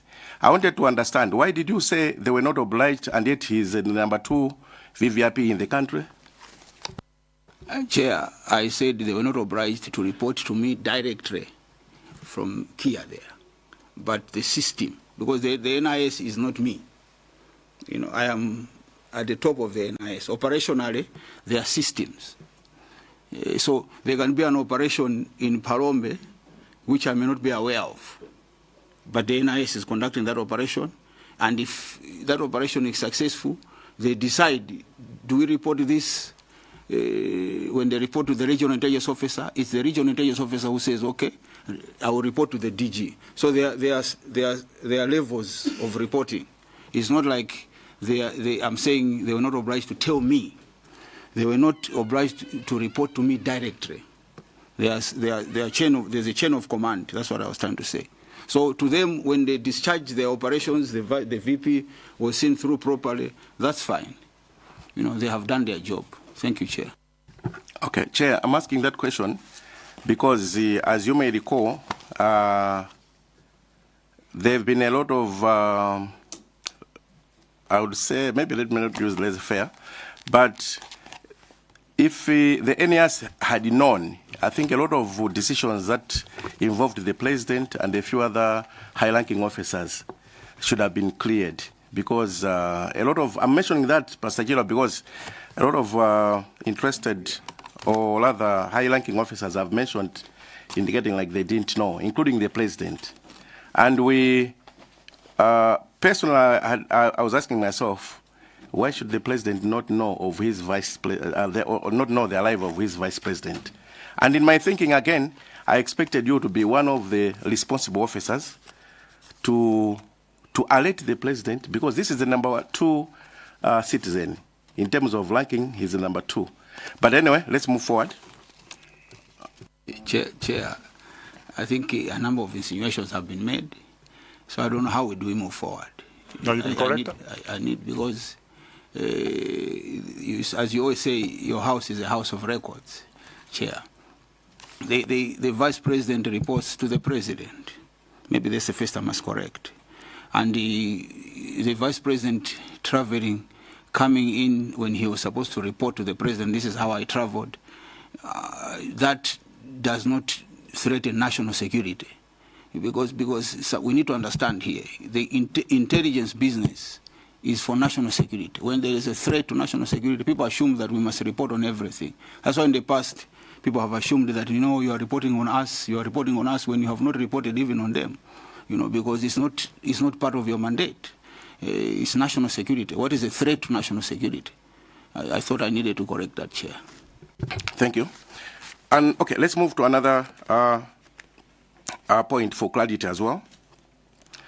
You mentioned that around 11 in your report, around 11 a.m., when you got a call from your officer, you immediately called the SPC. And I wanted to understand, what was the reaction of the SPC when you called her? Chair, should I correct? I don't know. But it was, I would say, shock. Because it wasn't even a long conversation, because it was like, I wanted to call you. Can we immediately leave for State House? And that was that. And then when I found them, everybody was basically shocked. Yeah, maybe let me leave it there, Chair. Thank you, Chair. Chair, I just want you to take note of the time and link with other witnesses, including Dr. Squese and indeed the Army General. But let's move forward. Another one, you mentioned that the signal was found around the tower at the Laiplai, because that was taken when the aircraft was flying. Chair, I said that was my assumption, that because from Airtel, the information that came from Airtel or TNM, it was that the signal, the Airtel, the Laiplai tower had picked the signal of one of the phones. I think it was a medical officer. That is what necessitated people now to come to Chikangawa. And it was specifically the reply tower. Thank you so much. But former DG, as an intelligent person, you know that you were tracing live phones that were on that time. And therefore, I wanted to understand how the search was targeting phones that were on then, and then how could they be tracing a phone that was maybe 2 hours or 3 later. It hardly made sense to me, Chair. And that's why I wanted your clarity, because if these phones were traced after the crash, Chair, I'm finding it difficult to understand why the signal could be found in Chikangawa. So maybe you may elaborate, Former DG. Chair, I don't know, after the crash, I don't know where it is coming from, Chair. I don't know what you have on record, at what time was that signal picked from the technical people that came here. Maybe it's even, you can even get Airtel, because they are not in Zambia, they are here, Chair. You can get them what time. Now, about the other phones after the crash, I don't have that information. Okay, let me get it this way. Did you start the search before the crash or before the missing? I don't understand your question. I'm responding to your response where you're saying you don't know. Why I'm saying after the crash. I'm saying after the crash because my assumption is the search only started when the plane was missing. And it is on record that the plane crashed at 10:16. So are you insinuating that you started the crash before 10:16? I mean the search before 10:16? There is no way I'm insinuating that, Chair. There is no way I'm insinuating. And what time, Chair, probably your committee may have more information than you have the whole infrastructure. It's just me trying to correct what happened. What time is it on record that signal was picked by Airtel? That led people to go to Chikangawa. What is on record was that, and is that, this signal was picked when there was distress. What time? Obviously, the plane was supposed to land at about 10:02 or somewhere thereabout. And the search, from records, the search never started before 10:16. So what you're saying may be indicating a different and new item in this inquiry. No. And that's why I just wanted to understand why searching for a phone line, which is on the crash, could do, in your view, as an intelligent person, could be indicating somewhere in Chikangawa? Chair, let me put it this way. I'm getting a bit fuzzy, and I must confess with the line of questioning.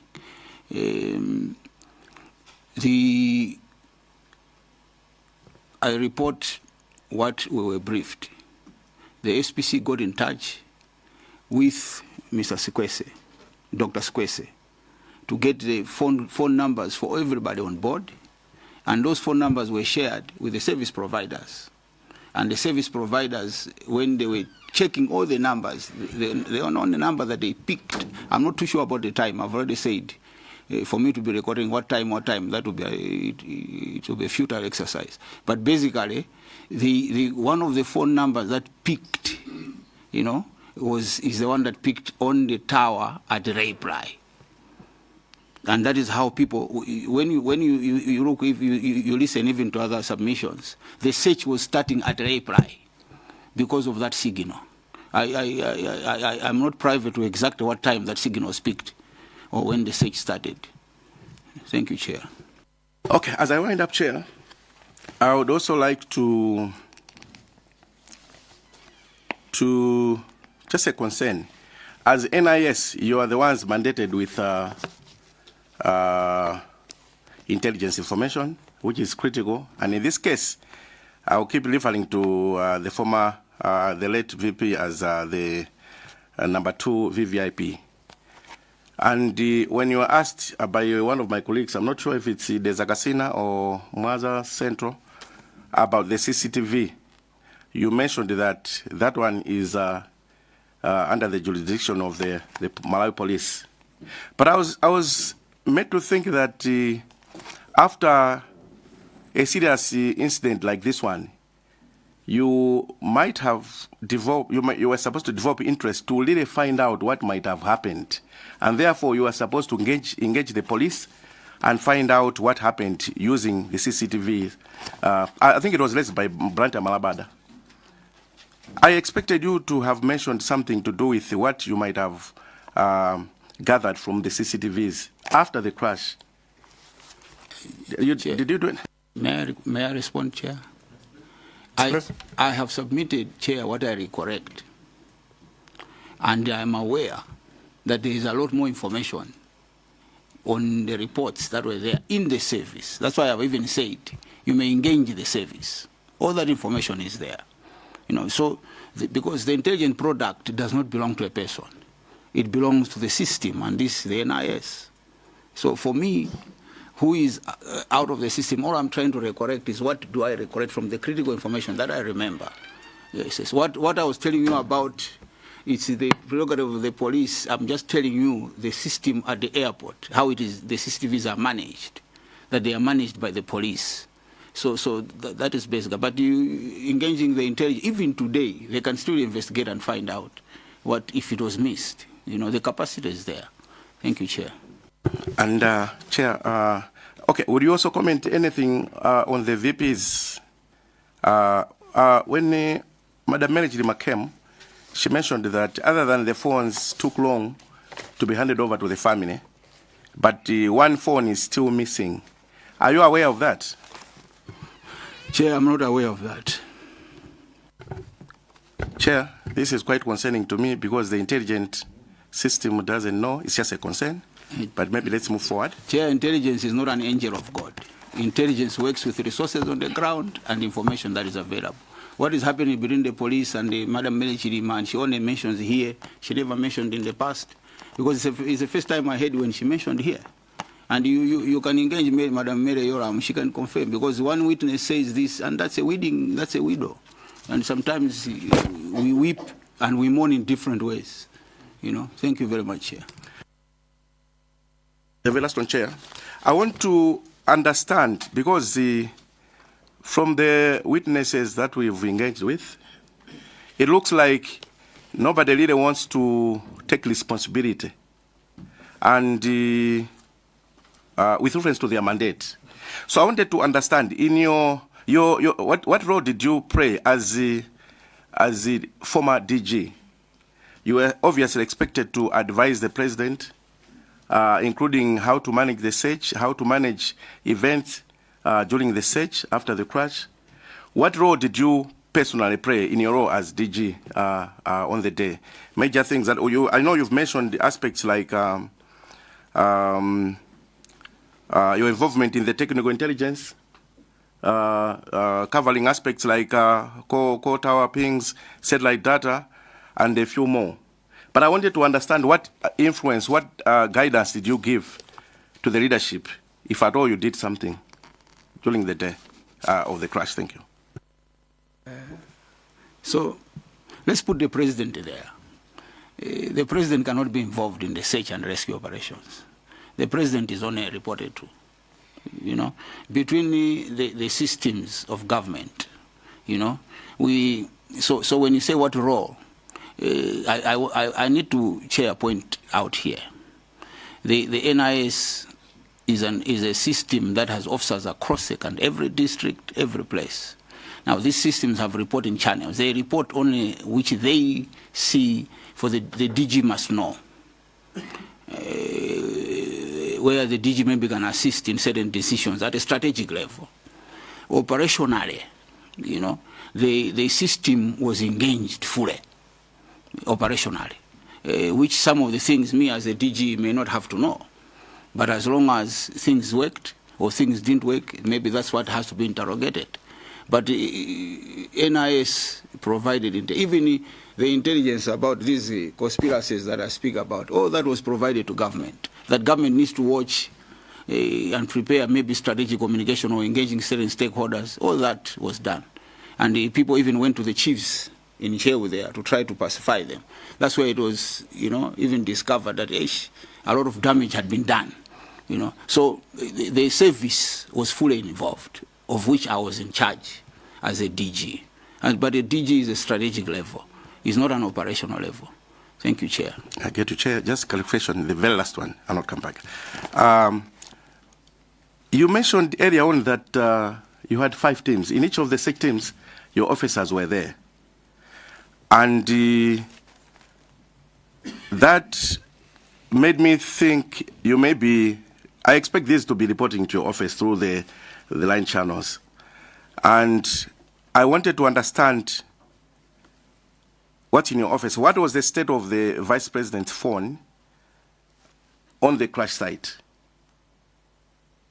Do you know anything, or you were not reported to, considering that your officers were on the ground? Chair, the IG reports to the President. The DG reports to the President. The Commander reports to the President. What is in the purview of the Commander, if the Commander is handling, if the DG is reasonable, you'll expect that it has been reported to the President or otherwise.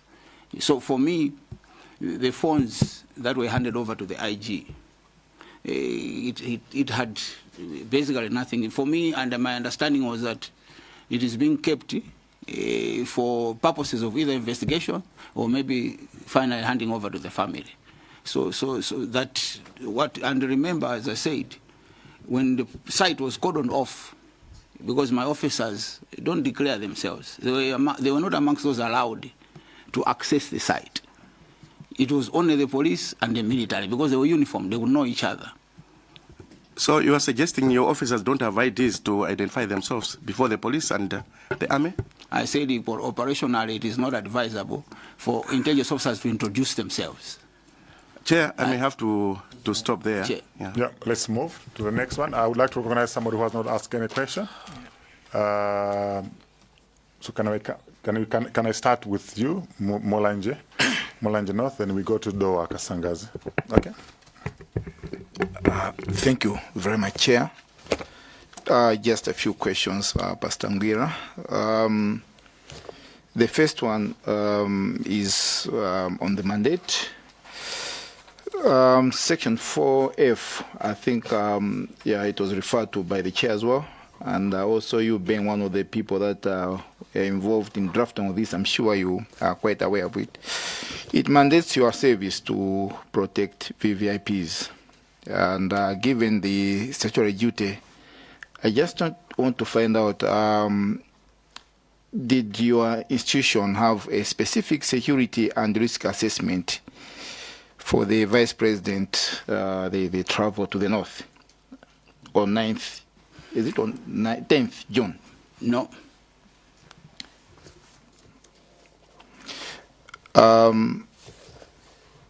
Where your office, was it expected to do the assessment as an institution when the Vice President being a VVIP with an intention to travel from Lilongwe to Mzuzu? Were you not expected to do an assessment? Chair, upon request, we do, and we were doing. The challenge, that's why I was referring to the political history of our system. Because when we have tried to be proactive, it has been construed as if you are trying to spy on us. So on request, and a lot of systems have requested, Reserve Bank and everybody, and we have deployed those operations and assisted. Thank you. Now, you've mentioned so much about your concern, the paramount concern is where there is a threat to national security. Is that correct? Very correct. Now, were you aware that the platform or the aircraft that was being used to ferry VVIPs had a defective tracking system? Chair, I was not aware, and I have ridden on that aircraft a number of times, maybe 7 times.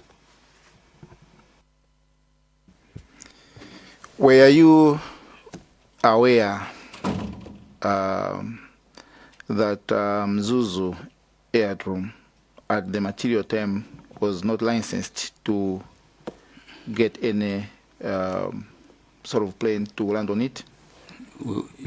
Chair, we're very aware. That is why, even a lot of work was being done on Mzuzu to make sure that it gets to a point that it gets licensed. But for a Donia can land even on a football ground if it is long enough. Yes, but I just wanted to see whether you were aware that we were aware. Now, would operating or ferrying a VVIP, including the president, in a plane with a defective tracking system qualify as a threat to national security?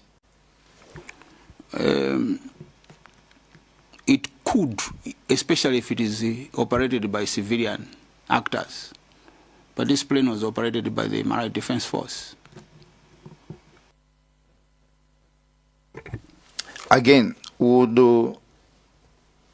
allowing the head of state or even the VIP to land on a unlicensed aerodrome or airport, would that qualify as a threat to the national security?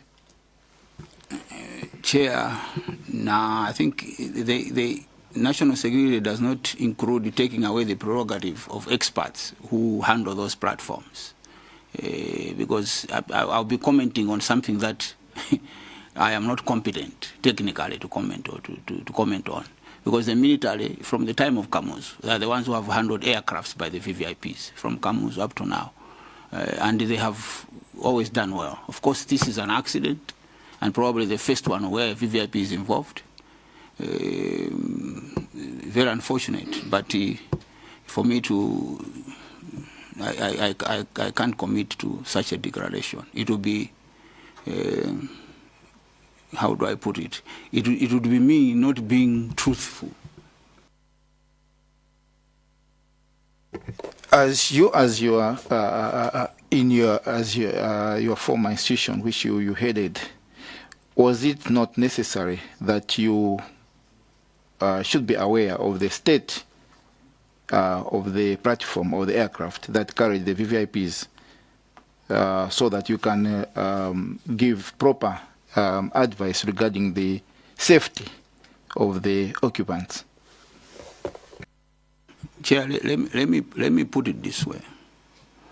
Government does not spy on government unless you have picked up a very evident serious threat to national security. Maybe you have information that the military want to take over government. But also, that is one of the reasons why I've referred to the critical importance of the National Security Council. Because these things are supposed to be brought on the table where all the service chiefs are there, and you know the challenges there, you know the challenges there. So unfortunately in our system, it depends on the goodwill of people sharing information or ad hoc arrangements. So it will be expecting to, and remember, in terms of even the service, and I wouldn't want to go, in as much as we improved even the numbers, very exponentially, the numbers were still very much below, by so much percentage. I don't want to, because it would be like exposing, challenges and the like, So you must still bear in mind, just like the military, this is a service that was operating within an environment of serious challenges, resource-wise and everything. But a lot of that information normally comes where there are structures established by law, like the national security, that obliges systems or services to share this information on the open table, so that even the leadership at the top there understands these things very well. Thank you, Chair. Finally, did you, as an institution, whether you personally or your officers, ever report the status of Mzuzu Aerodrome not being licensed, and that being a danger to the VVIPs? Chair, not just to the VVIPs. That's one of the reasons why Malawian Airlines and the other commercial airlines were not flying there, because it was not in good state. Even the efforts to improve it and so that we open up the channel there in the north was coming partly, not wholly, but partly from some of our reports. But we must all understand, this was a military aircraft. The only military aircraft that was bought for VVIPs was that Puma. Before, and the time of Kamuzu, he had the Puma, he had the jet. The jet was for long hauls, and the Puma was for local running. After the Puma was grounded, the VVIPs basically were borrowing the aircraft, which under normal circumstances they're not supposed to be using. And yet at the same time, you wouldn't expect the military to say, no, you can't use it. It's in our environment that we operate in. And at the rate of how we change the commanders of MDF, here, So that's what I can say, Chair. Oh, finally, so from the evidence or from the testimonies that we've heard that this plane, the ill-fated plane, did not have a tracking device, commonly known as ELT. At the time of the accident, both the pilots did not have updated medical certificates, records. Where the plane was going, the aerodrome was not licensed. All these were, so who should be held accountable for allowing this aircraft to ferry or to travel around ferrying VVIPs? Chair, let me respond this way. Unless it is critically important that we force matters to find somebody accountable. Because sometimes an investigation must be that how do we improve so that this never happens again? Because sometimes you may ask yourself this question, did any of these cause the accident? Because you may be finding accountability maybe on a peripheral issue. That is why every accident, type of accident, whether it's a fire accident, aircraft accident, homicide, whatever, has got its own experts that look at the critical issues. My advice here, Chair, when it comes to such questions, you need to take a leaf seriously from the report that the German Aviation Authority did, because they are the experts. We don't even have that expertise in Malawi to see what critical things are looked at in aviation accidents. Otherwise, instead of healing, we may just be perpetuating. This now I speak as a national security advisor. Thank you very much, Chair. Thank you. Dawa Kasangas and then Lilong Moody. Okay, can we just let the others exhaust? Yeah. Thank you very much, Chair. I have just one question for the former Director General. Did you gather any information relating to the cause of the accident in question?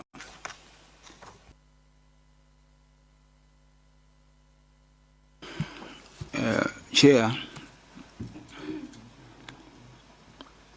we are tempted. I should say that, we are tempted. But by the end of the day, it is in the attempting where sometimes you learn how much incapacitated you are, not because you have not done enough to have that capacity, but that capacity is not supposed to have to be in your system. That is why for us, we dwell so much on the how do I put it, the German report. Of course, some people, there were information that maybe, the principal, wanted by all means to go to the funeral. So they were trying to land in Chikangawa, but that would be speculation without any proper evidence. Yes, because to say that we gathered any tangible information to the cause of the accident as National Intelligence Service would be lying, Chair. Thank you.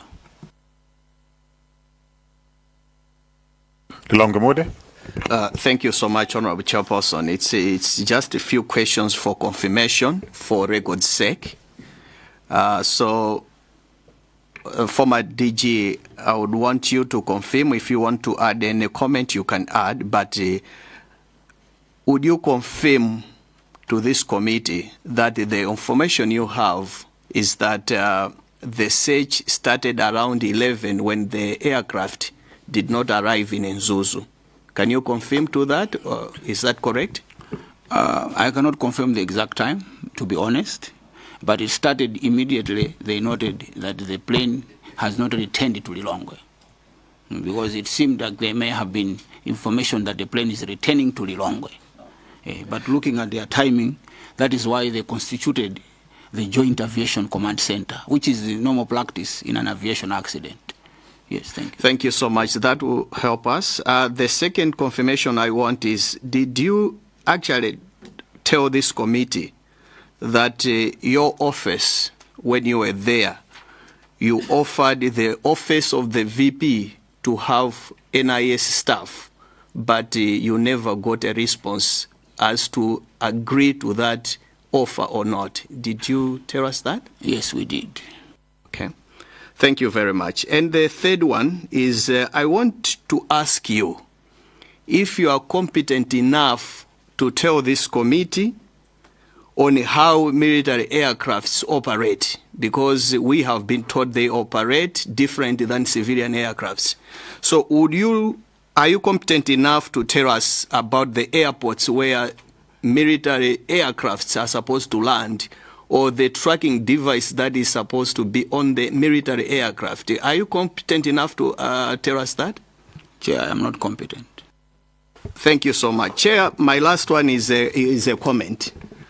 I think on the issue of phones by the VP, the former VP, late Dr. Chirima, we have only had one evidence from in this committee that the phones did not go to the madam in time, but we have it on record that at the funeral ceremony, the relative of the late Vice President made mention about the funds and the property that it has been given to them. So I think it will be up to us as a committee to further investigate it instead of using that as a basis of our evidence and then ask more questions about why it did not happen. I thought I should just make that observation and appeal to you, Chair, if we could actually get more evidence about the funds themselves instead of maybe making some comments that will make people think otherwise.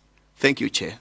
Sure. We can't be conclusive because we haven't gone to search and rescue, where we will look at a chain of custody of funds and property and everything else. So, yeah, at this stage, nothing is conclusive. Thank you. Okay, so can we just be very brief now for you guys that are making supplementary? I need the chair, the vice chair to finalize. So Mwanza and then Deza and then Deza Mayani. Chair, just a supplementary on the safety and risk assessment. Is it mandatory or you do it? I want to confirm because I think I got it that you are, if you are requested to conduct a search and a safety and risk assessment. So I just want to be clear whether it is indeed upon a request or you are mandatory as an intelligence department to assess the risk or safety issues where the VVIP is going to. Chair, let me put it. It's either. It's not either way, but both ways. For example, where he was going to Nkarabe, basically officers will be on the ground. If they pick up anything, they will engage with the team that goes advance for the VP side or anything. Now, it is it is mandatory, you know, where possible, to protect the VVIPs. Now, the nature of the protection, that is within the tradecraft or the modus operandi or concepts of operation of the service. Now, on request, there are specific areas, especially because of the dynamics where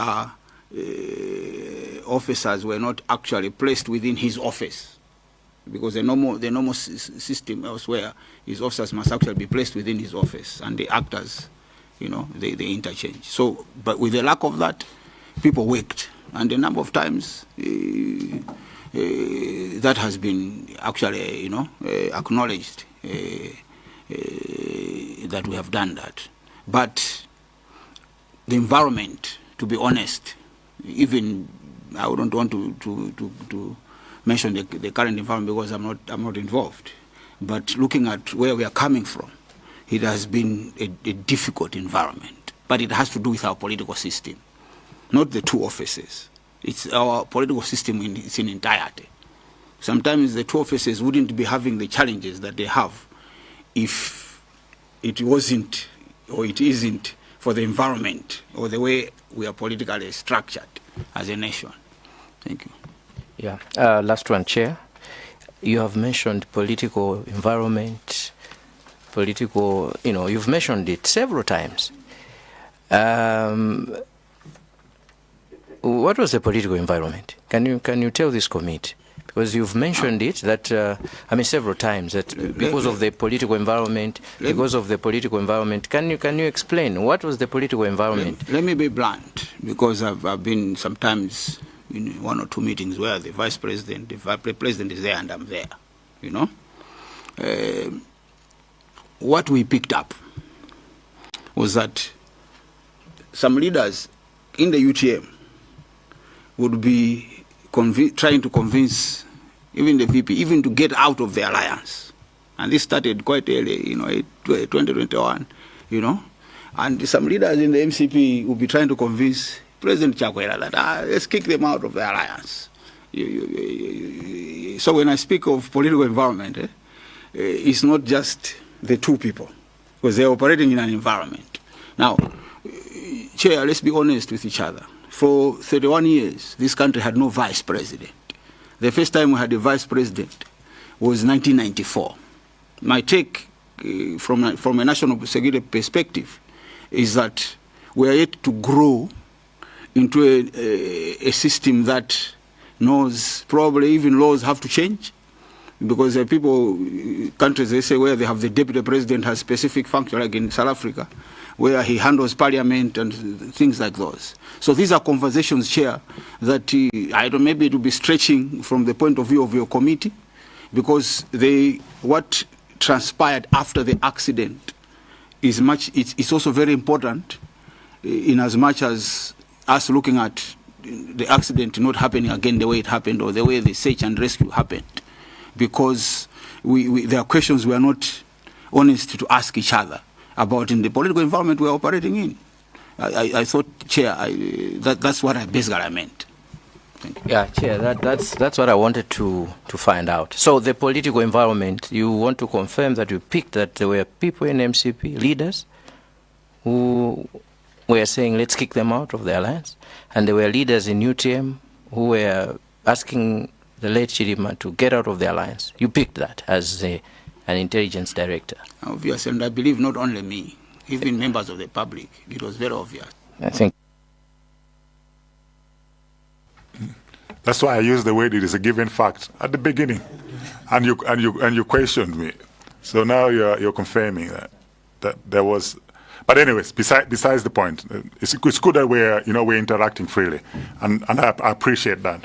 Okay, good. Can we just one more so we conclude? Right.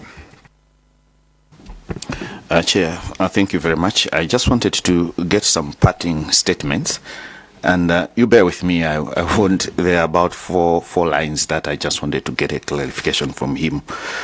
Some of them were supposed to be actually asked in the beginning, so I just wanted you to understand your background. You said you've been with NIS since 1997. Did I got you correct? Yes, Chair. when did you finally leave NIS? I left NIS in October 2025. But Chair, on and off, because I am one of those species that has been fired and rehired frequently by the government. Okay, thank you. I just wanted to understand some technical terms. We are saying National Intelligence Service. Is this a spying agent, or can you describe it? Is it a spying agent? Chair, maybe there comes a time for certain things to be demystified. You know, when you say intelligence, it's simply processed information, and more than 95% of the intelligence information, the source is public information. Only that the intelligence officer has the science, because intelligence is a science. There are countries like in Kenya, they even have a university where people do PhDs in strategic intelligence analysis and all other things. So how you process, because you have to triangulate, correlate, is this true? Because a proper intelligence system does not report lies. You know, you can't be disinforming your principles. You disinform an enemy. You know. Now, for national intelligence, normally what we call espionage, where you have to spy and deploy certain intrusive mechanism, is usually 2, 3, maybe at the stretch 5% of the intelligence information. Majority of the information is in the public domain. But when it is gathered, it has to be processed for decision making mostly. I hope I have assisted, Chair. I just wanted to understand from that point to say, what's the difference between what you do and the police, CID, and others who do a similar way? What's the difference between the two of you? Because if I fail to understand that, then I might judge you maybe wrongly. So I just wanted to understand from that aspect. Then I shall ask my final questions, because there is a basis why I'm asking that. Thank you. In simple terms, Chair, the CID, they investigate crimes that have already taken place. That's why in a normal, for example, like the US, they have more than 15 intelligence systems, each one, because they have the money, you know. Other countries have got 2, one for external, like Uganda and the like, one for domestic. But for us, the national intelligence, both domestic and external are in one service. Now, even the police are supposed to have their own intelligence system, besides the investigations, so that they are able to profile these gangs and what before, so certain things they can swat before the crimes actually take place. Now, for intelligence, is basically before the threat becomes a cancer, or before the threat hits and causes harm to people in the country, this must be discovered.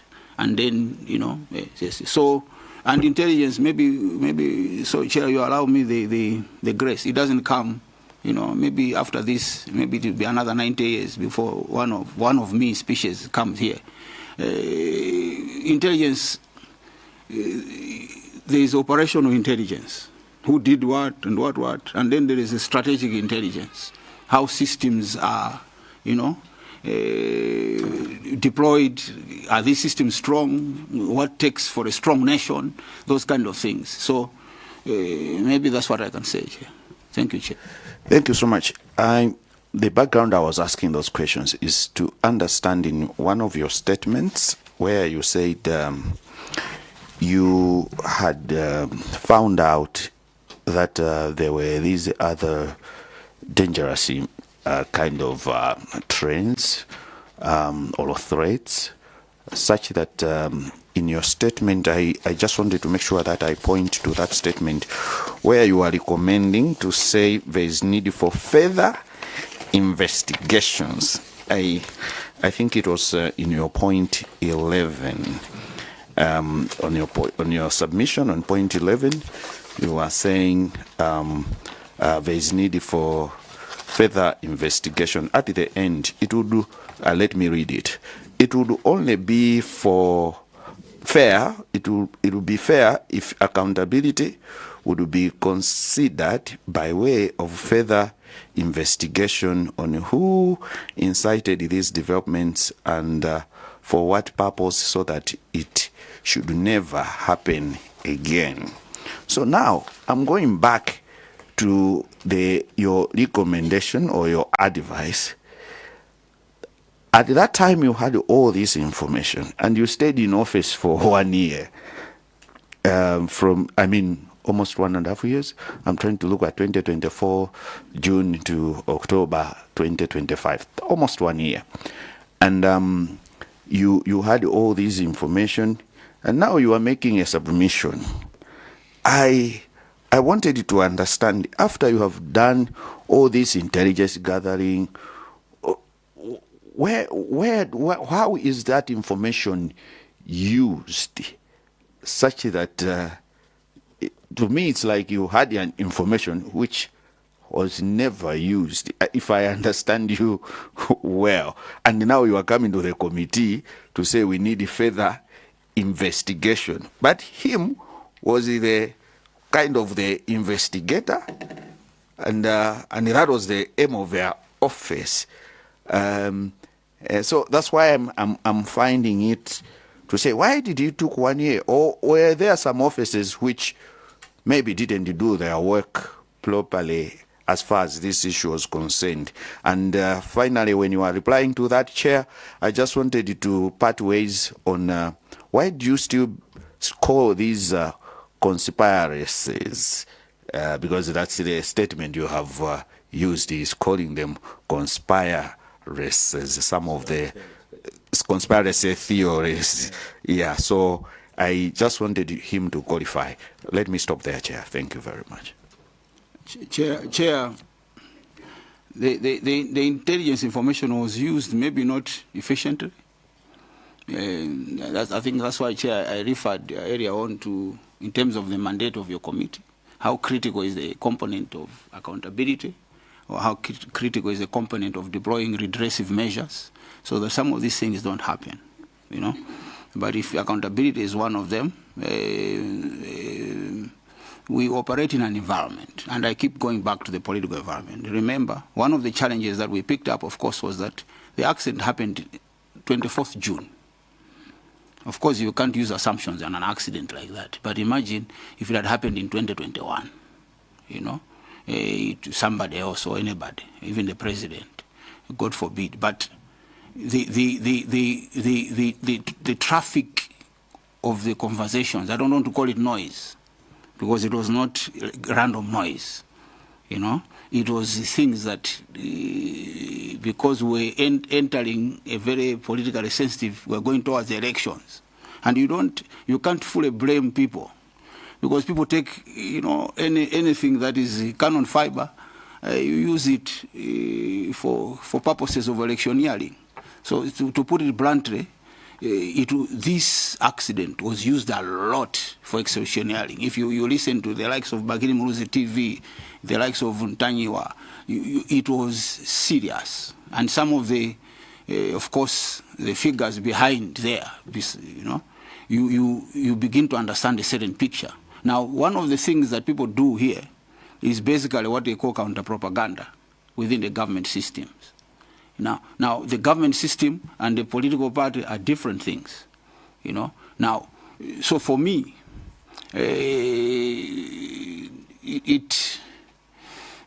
I say conspiracy because of what resulted, you know, in the end, that people believe certain things, that when some of us look at it and say, okay, how do people get to believe these things? But it's because of the conversations that resulted from these things, where you actually were able to notice that certain people are driving a certain agenda. Some people were honestly, you know, trying to ask questions. I mean, that you can't dissuade, and they were entitled to ask those questions. But there were certain kind of people that were deliberate about what they are trying to do. That is what I was trying to read to. Thank you, Chair. Thank you. I think it's now 2.5 hours gone, and we have the Vice Chairman, and then we close. Oh, yes. We had you.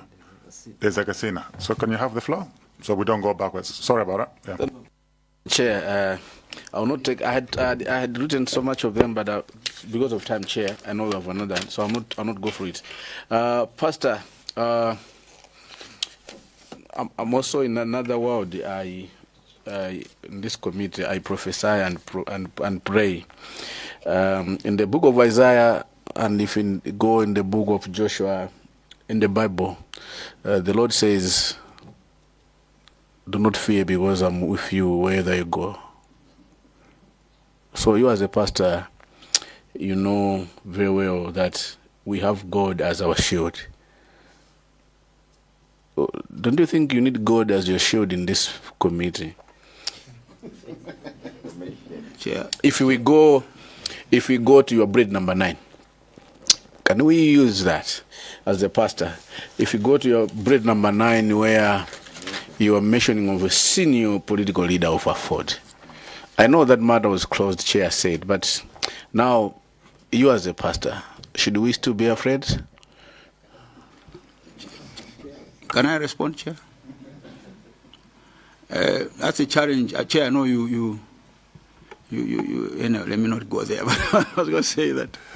No, maybe you just understand the maybe you've had a rethink. Maybe just comment. Chair, briefly, you know, that is why a prophet is not a teacher of the word. You know, maybe let me put it that way. People may have both gifts. It's fine. They may occupy both offices. So the Bible, you can't just get one verse and run with it. Then we move people to the mountain after one verse. But basically, you also need to use wisdom. You know, you also need to use wisdom because God has given us wisdom. You know, by the end of the day, I have very young children, to be honest. I mean, I have to tell you that even now, my pension is not paid. So later on, let me tell you the truth. Later on, I'm talking about physical protection. People may decide this man will never receive his pension. Already the noise I hear why they are not paying my pension. Sometimes they are like, okay, we wait. You know, so we are trusting God. But I thought, I really, if I felt the committee would protect me by the grace of God, yeah, I mean, I have nothing basically to hide. Just, Chair, I know you're that close. I wanted to understand this senior political leader of Afford, is it documented if the committee want to talk to the current DG rather, will be able to get the name? Chair, the information must be there. But remember, I put a caveat because I'm a very practical person. You know, I said depending on the existence of institutional memory, because you know with our transitions how we behave. You know, so you find that. I got that, Chair. Yes. Institutional memory, to me, you're referring to the human aspect of it. Yes. The members, the personnel are still there, almost everyone who was there then. But I'm looking about documentation, because I believe this was transcribed somewhere else. Yeah. So Chair, I'll put it this way. So we were trying to build a professional intelligence system. And I need to say this on record. That is one of the reasons, one of the battles that some of us were involved, not that we're fighting that battle, but those that belong probably to the MCP will agree with me, and we're all here. It was like, I'm not saving the interests of the ruling party, you know? I mean, I've been invited sometimes in certain meetings. You are not chasing cadets here. I mean, I must say the truth. And the good thing is, the president was very supportive. You understand? People have gone there, fire him. He's keeping cadets. But I said, I'm keeping intelligence officers. Which political color they come to, that's another issue. Intelligence has a way of handling those things. Now, what is happening now, I don't know. That is why I say, in the context of institutional memory being there, because an intelligence system must be apolitical. It is an independent state institution. It's not a department of government.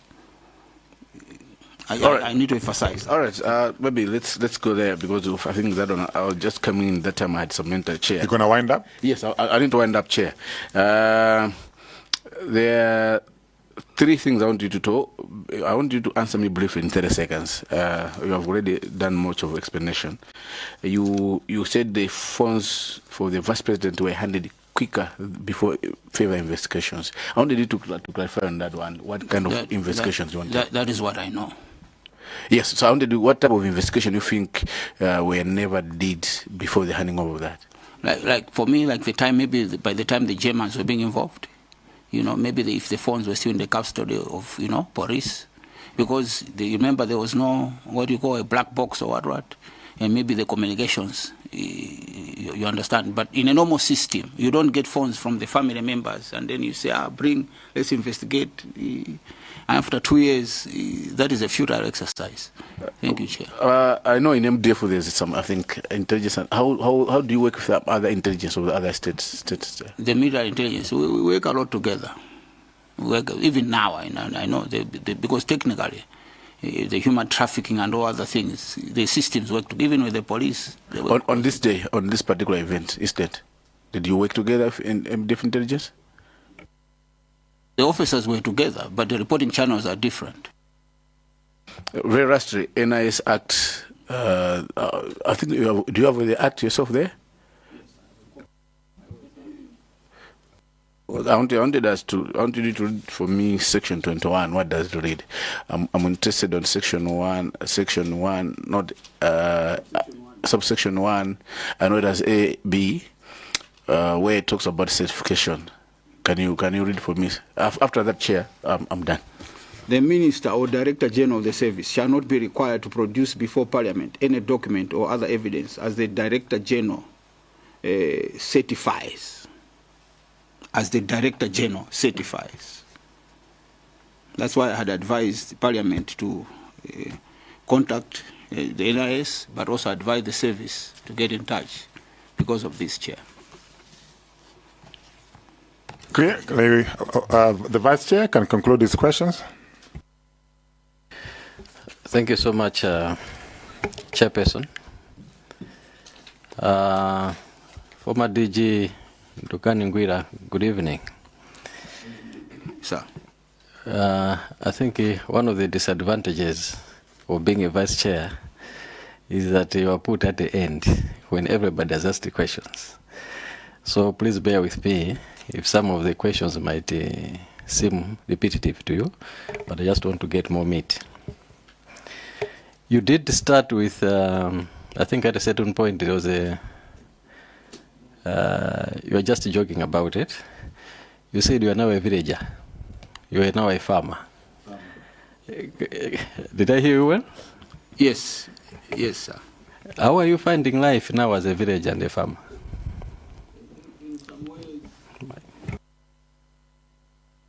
In some ways enlightening, but you can also see I've put on a bit of weight.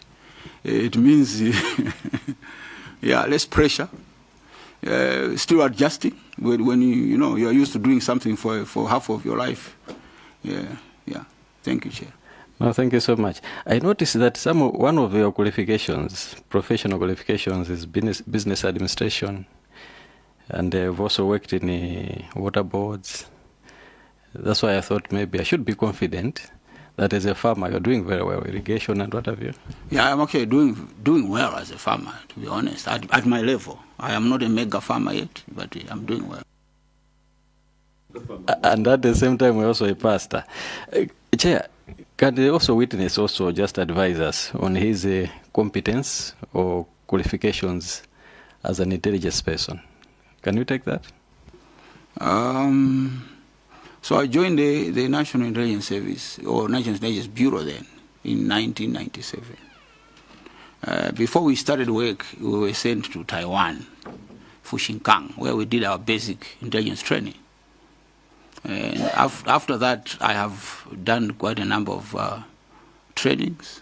I don't like to mention because sometimes you can mention training like killing people, which is not good.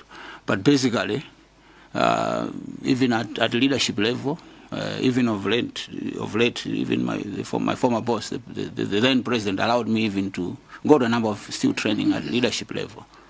Yes. So I've been to Israel, even Harvard, to do international and national security. Yes. Thank you very much. So as an intelligence expert, I'm sure you made the recommendations to the then president regarding how the systems, I should quote unquote, systems were working, because you have mentioned that in your submission. Those recommendations, are you sure are going to find them with the current DG? Yes, even the law commission, because I was personally the one after the former president advised. I formally wrote to start the processes. The law commission. The commission was even appointed, if I'm not mistaken. Yes, it's to take up those things because it's very critical as far as I'm concerned. Thank you. Can you also confirm that there is a documentation available in the current DG's office where you requested for an intelligence officer to be placed in the VP's office? No, I can't confirm that. In his current office, I can't confirm that there's documentation. But there was engagement, verbally. What was verbal engagement? So should we take you seriously on that verbal verbal interaction, because we can't confirm, can we? Chair, I can't tell you whether you take me serious or you don't take me serious, but I am obliged to report under oath, and I am saying this under oath. Yeah, Chair, because I wanted to get that in terms of documentation, because where we expect his office to also provide intelligence services for the second citizen, and he does not, and using an excuse that he was never responded to. We needed a documentation on that one.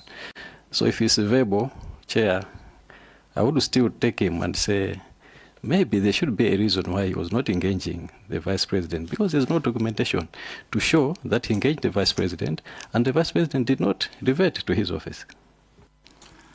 Chair, I will tell you something that I told my former boss when he had just appointed me. I learned because some people were trying to pull. Some ministers, you are supposed to report to me, so he asked me a question. Where are you supposed to report? So I told him something that, unfortunately in this country, that time, there were only 4 people who had experience at being a president. And it is President Muluzi, President Joyce Banda, and President Peter Mutharika, and President Jagwera. The rest of us are just advisors. We have never been presidents. We don't know what it means to be in that office. So we make a lot of assumptions. A lot of things in government, when you're a president, or a leader, you don't have to document, but things still move. You know, so especially when it comes to national security, I thought maybe I needed to say that. But between the two of them, God knows. God knows. But what I know is, I think to the extent that politicians can be, they were sincere between each other.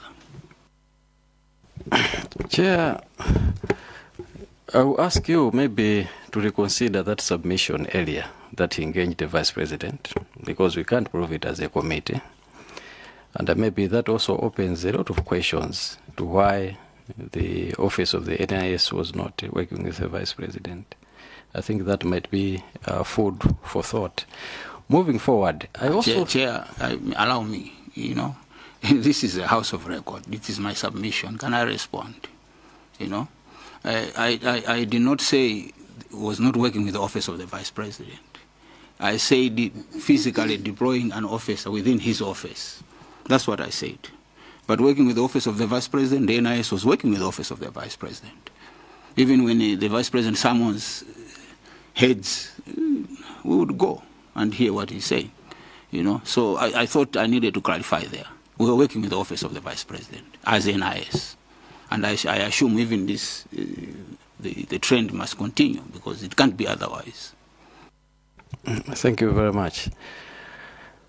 There are still more questions, so still bear with me.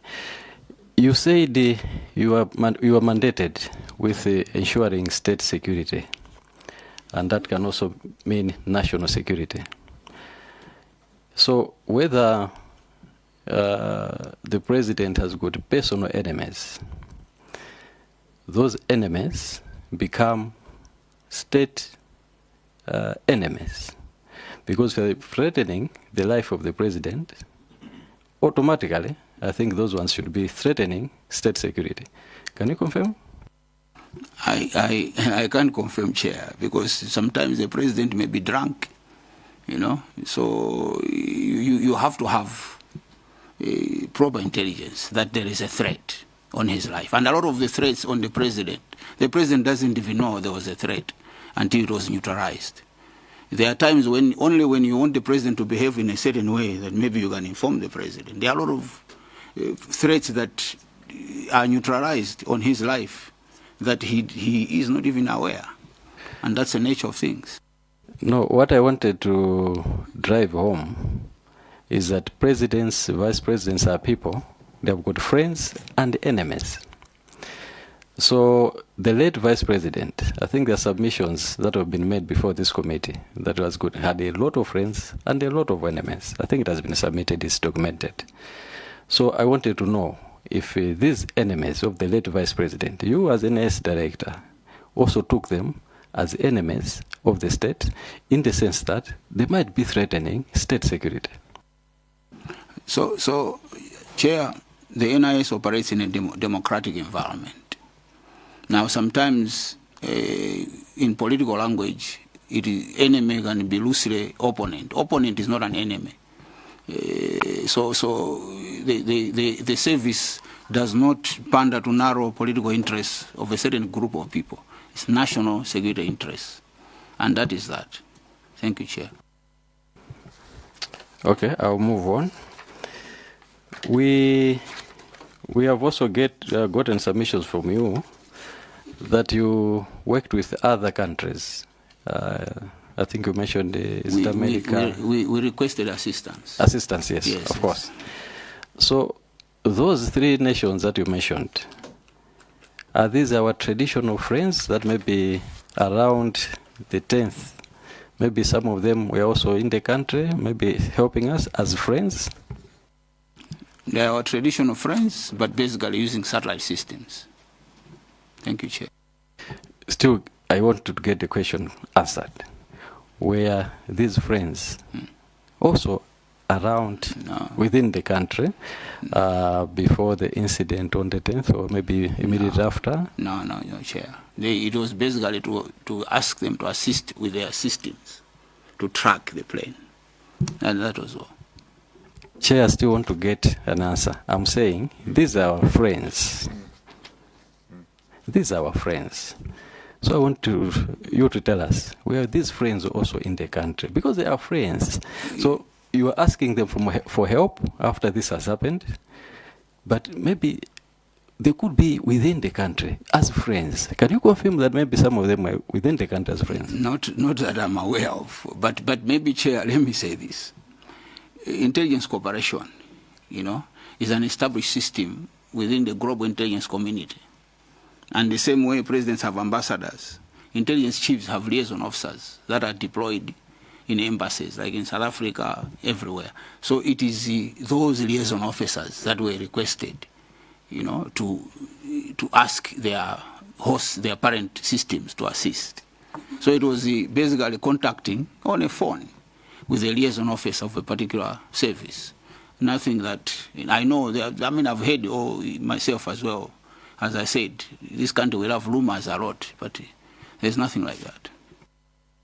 Chairperson, still bear with me because I'm the last. Sorry. Okay. So, if we don't talk about the Israelis, then we are just brushing things over, because we're touching on it, and you have alluded to this fact. And he's asking a question, but I want us to be more direct.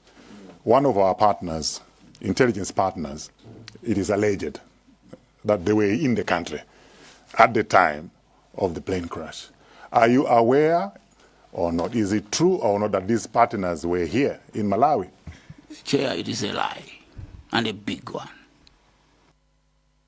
Okay, so what will happen if it is discovered that they were in the country? I'm at your disposal, Chair. You are the chair of the committee, but what I'm telling you, it is a lie. Thank you. Thank you, Chairperson. Moving on.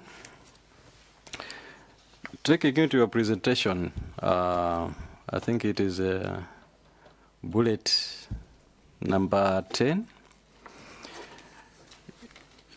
where it reads, who had allegedly been offered lots of alcohol and money by some politicians. I wanted you to speak to us because you are giving us information that, in your own words, you said is processed information as NIS. Is this processed? Chair, I think I was very clear that the limitation that I have had is trying to recollect, things that what I can remember as things that are there. Now, what I couldn't remember, I've not put there. That is why I even said you can cross-check with the service, because this piece of information is in the custody of the service. It should be, because as DG, I processed this. That is all I'm saying. No, thank you so much. I was just suspicious because you used the word allegedly, meaning that maybe the processing was not completely done to establish that this is a fact. But when you use a word like allegedly, I'm thinking maybe it's not this is not completely processed. So I thought maybe if it's not completely processed, since you are giving us processed information, maybe you could take it out. Like you have taken out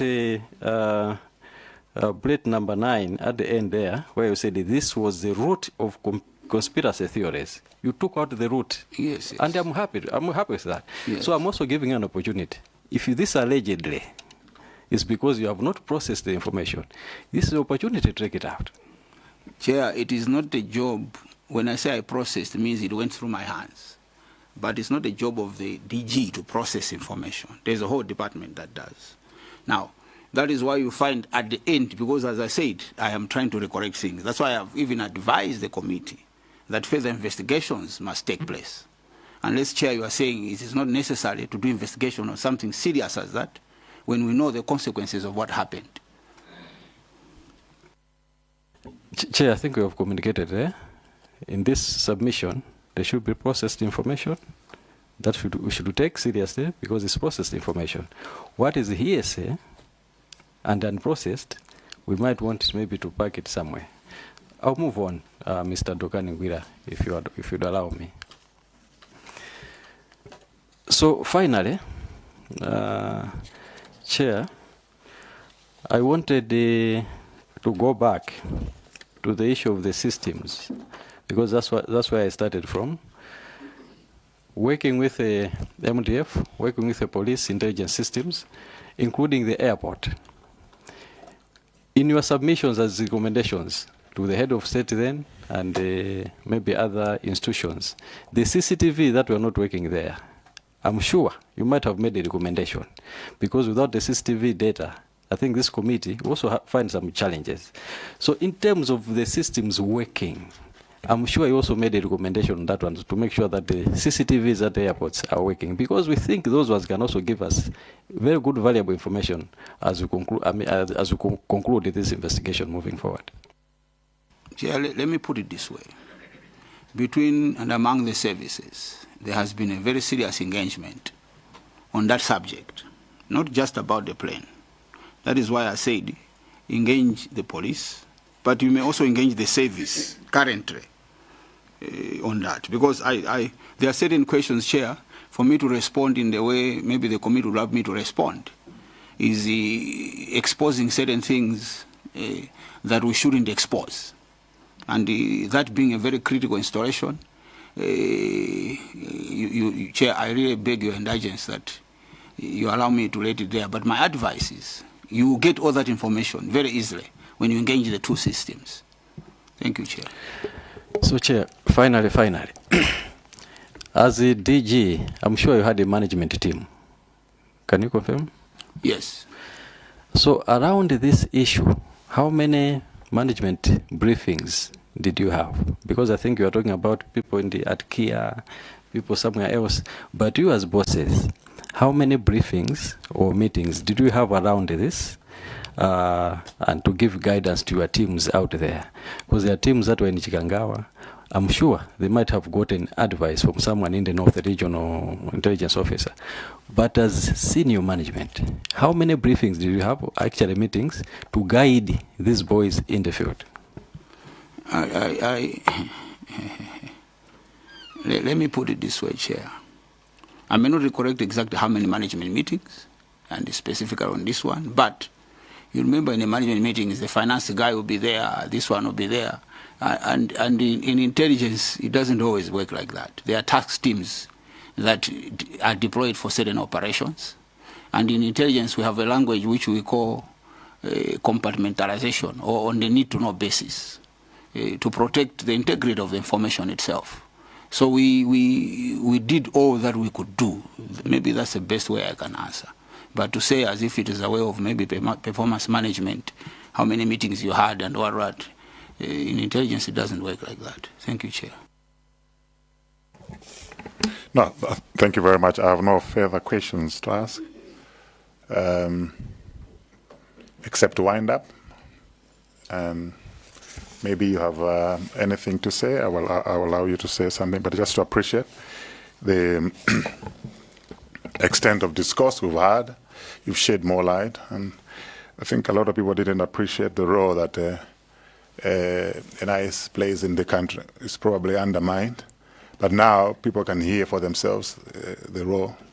I had a wrong impression when you were making presentation and answering us that I felt at some stage that NIS had nothing to do with the office of the VP in terms of security. So I was getting very worried. So you, towards the end, you started backtracking, and correcting yourself. So so I appreciate that the story is now complete, in as far as our investigations is concerned. So it's been a pleasure talking to you on a very difficult subject matter. But thanks for your cooperation, your understanding. You may have final words or final comments to make. Chair, just to appreciate the committee, that you gave me this grace to come before you, considering that I should not have been here under normal circumstances, but also just to advise your House and the whole polity of our leadership in this country. Let us reduce the political temperatures. Now I speak as a former DG. Sometimes they say when you retire, you have the grace to make one or two, utterances. We are all Malawians in this country. I have noted a lot of punitive stances, both sides, even within the political organizations that govern our country. By governing, I mean all of you that are in parliament,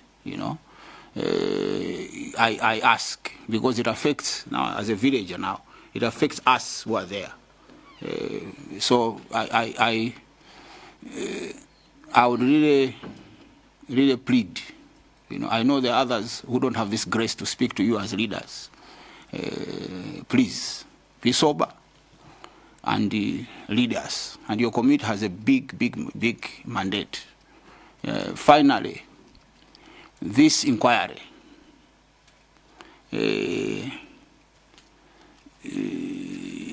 should never have happened if things happened in a certain way. But it is here, and it has also brought a lot of things to light. So God maybe knew that we needed 4 inquiries at least to get closure. And also, when you look at some of the witnesses, the way you are critical with some of us, in as much as emotions being involved, be critical with them. I saw there were a lot of kid gloves with certain, witnesses, understandably, because where they're coming from.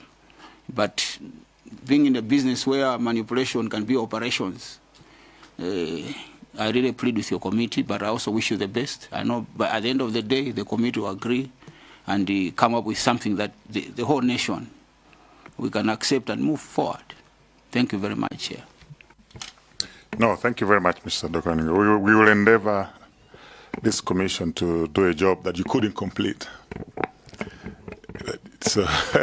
It's a tough job, and there are lots of missing pieces that you are asking us to keep chasing. We'll try to do a better job. But we appreciate, and I've learned one thing from this interview: His grace is sufficient. We're meeting you is by His grace. I don't know whether we'll meet you again, but it was a pleasure meeting you, Pastor. You may take leave now. Mwaesayesa ntchito sikupezeka, mwana mnyumba kusowabe, ichitaka pa bizinesi yanu chakusokonezanu, wosadandaula, kuli Dr. Maiye ku Mbulombodzi. Muitano wa bizinesi, mwai wa ntchito, kukonza nsoma banja, kusula chibelekero. Matenda okanika kuchirawo, matsoka osatha pa moyo wanuwo, lero pabanja makukuthothani, wosadandaula, tangoimbani foni pa 0894 352 832 0894 352 832. Dr. Maiye, madotolo wa chinyengo musamale.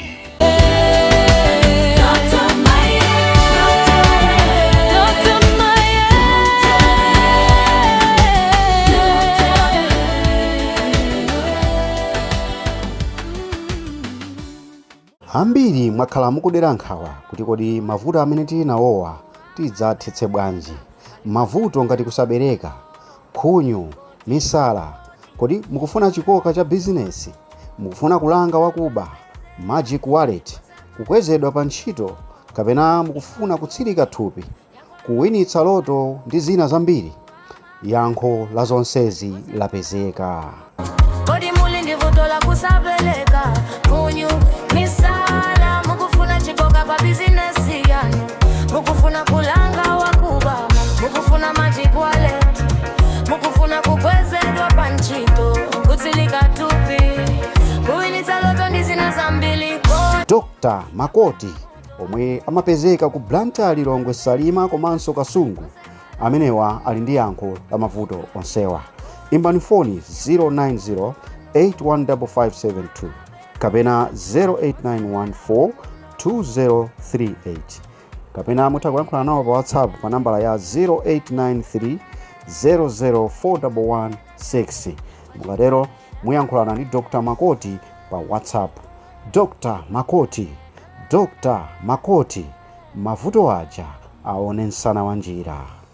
Kodi muli ndi vuto la kusabeleka, khunyu, misala, mukufuna chikoka pa bizinesi yanu, mukufuna kulanga wakuba, mukufuna magic wallet, mukufuna kukwezedwa pa ntchito, kutsirika thupi, kuwinitsa loto ndi zina zambiri. Kodi munamvapo za Dr. Erube kwa Vumbwe? Dokota Erube, Dokota Erube. Dokota Erube, Dokota Erube. Kodi mukufuna mwitano wa bizinesi mtupatupa, timabwezeretsa banja likasokonekera kwa mphindi 40, timatsirika munthu akaberedwa, chuma, bizinesi ziziyenda bwino, bwerani kwa Dr. Erube kumene timathandiza zonsezi. Nkhani zachitaka zavuta, bwerani kwa Dr. Erube, timathandizanso mwitano komanso kuvalirana anthu nkhope. Mukafuna kudziwa zambiri, imbani foni pa 089 94 26491 0899426491, ndipo mukatero mudzathandizidwa. Dr. Erube, Dr. Erube, Dr. Erube, hana chepa.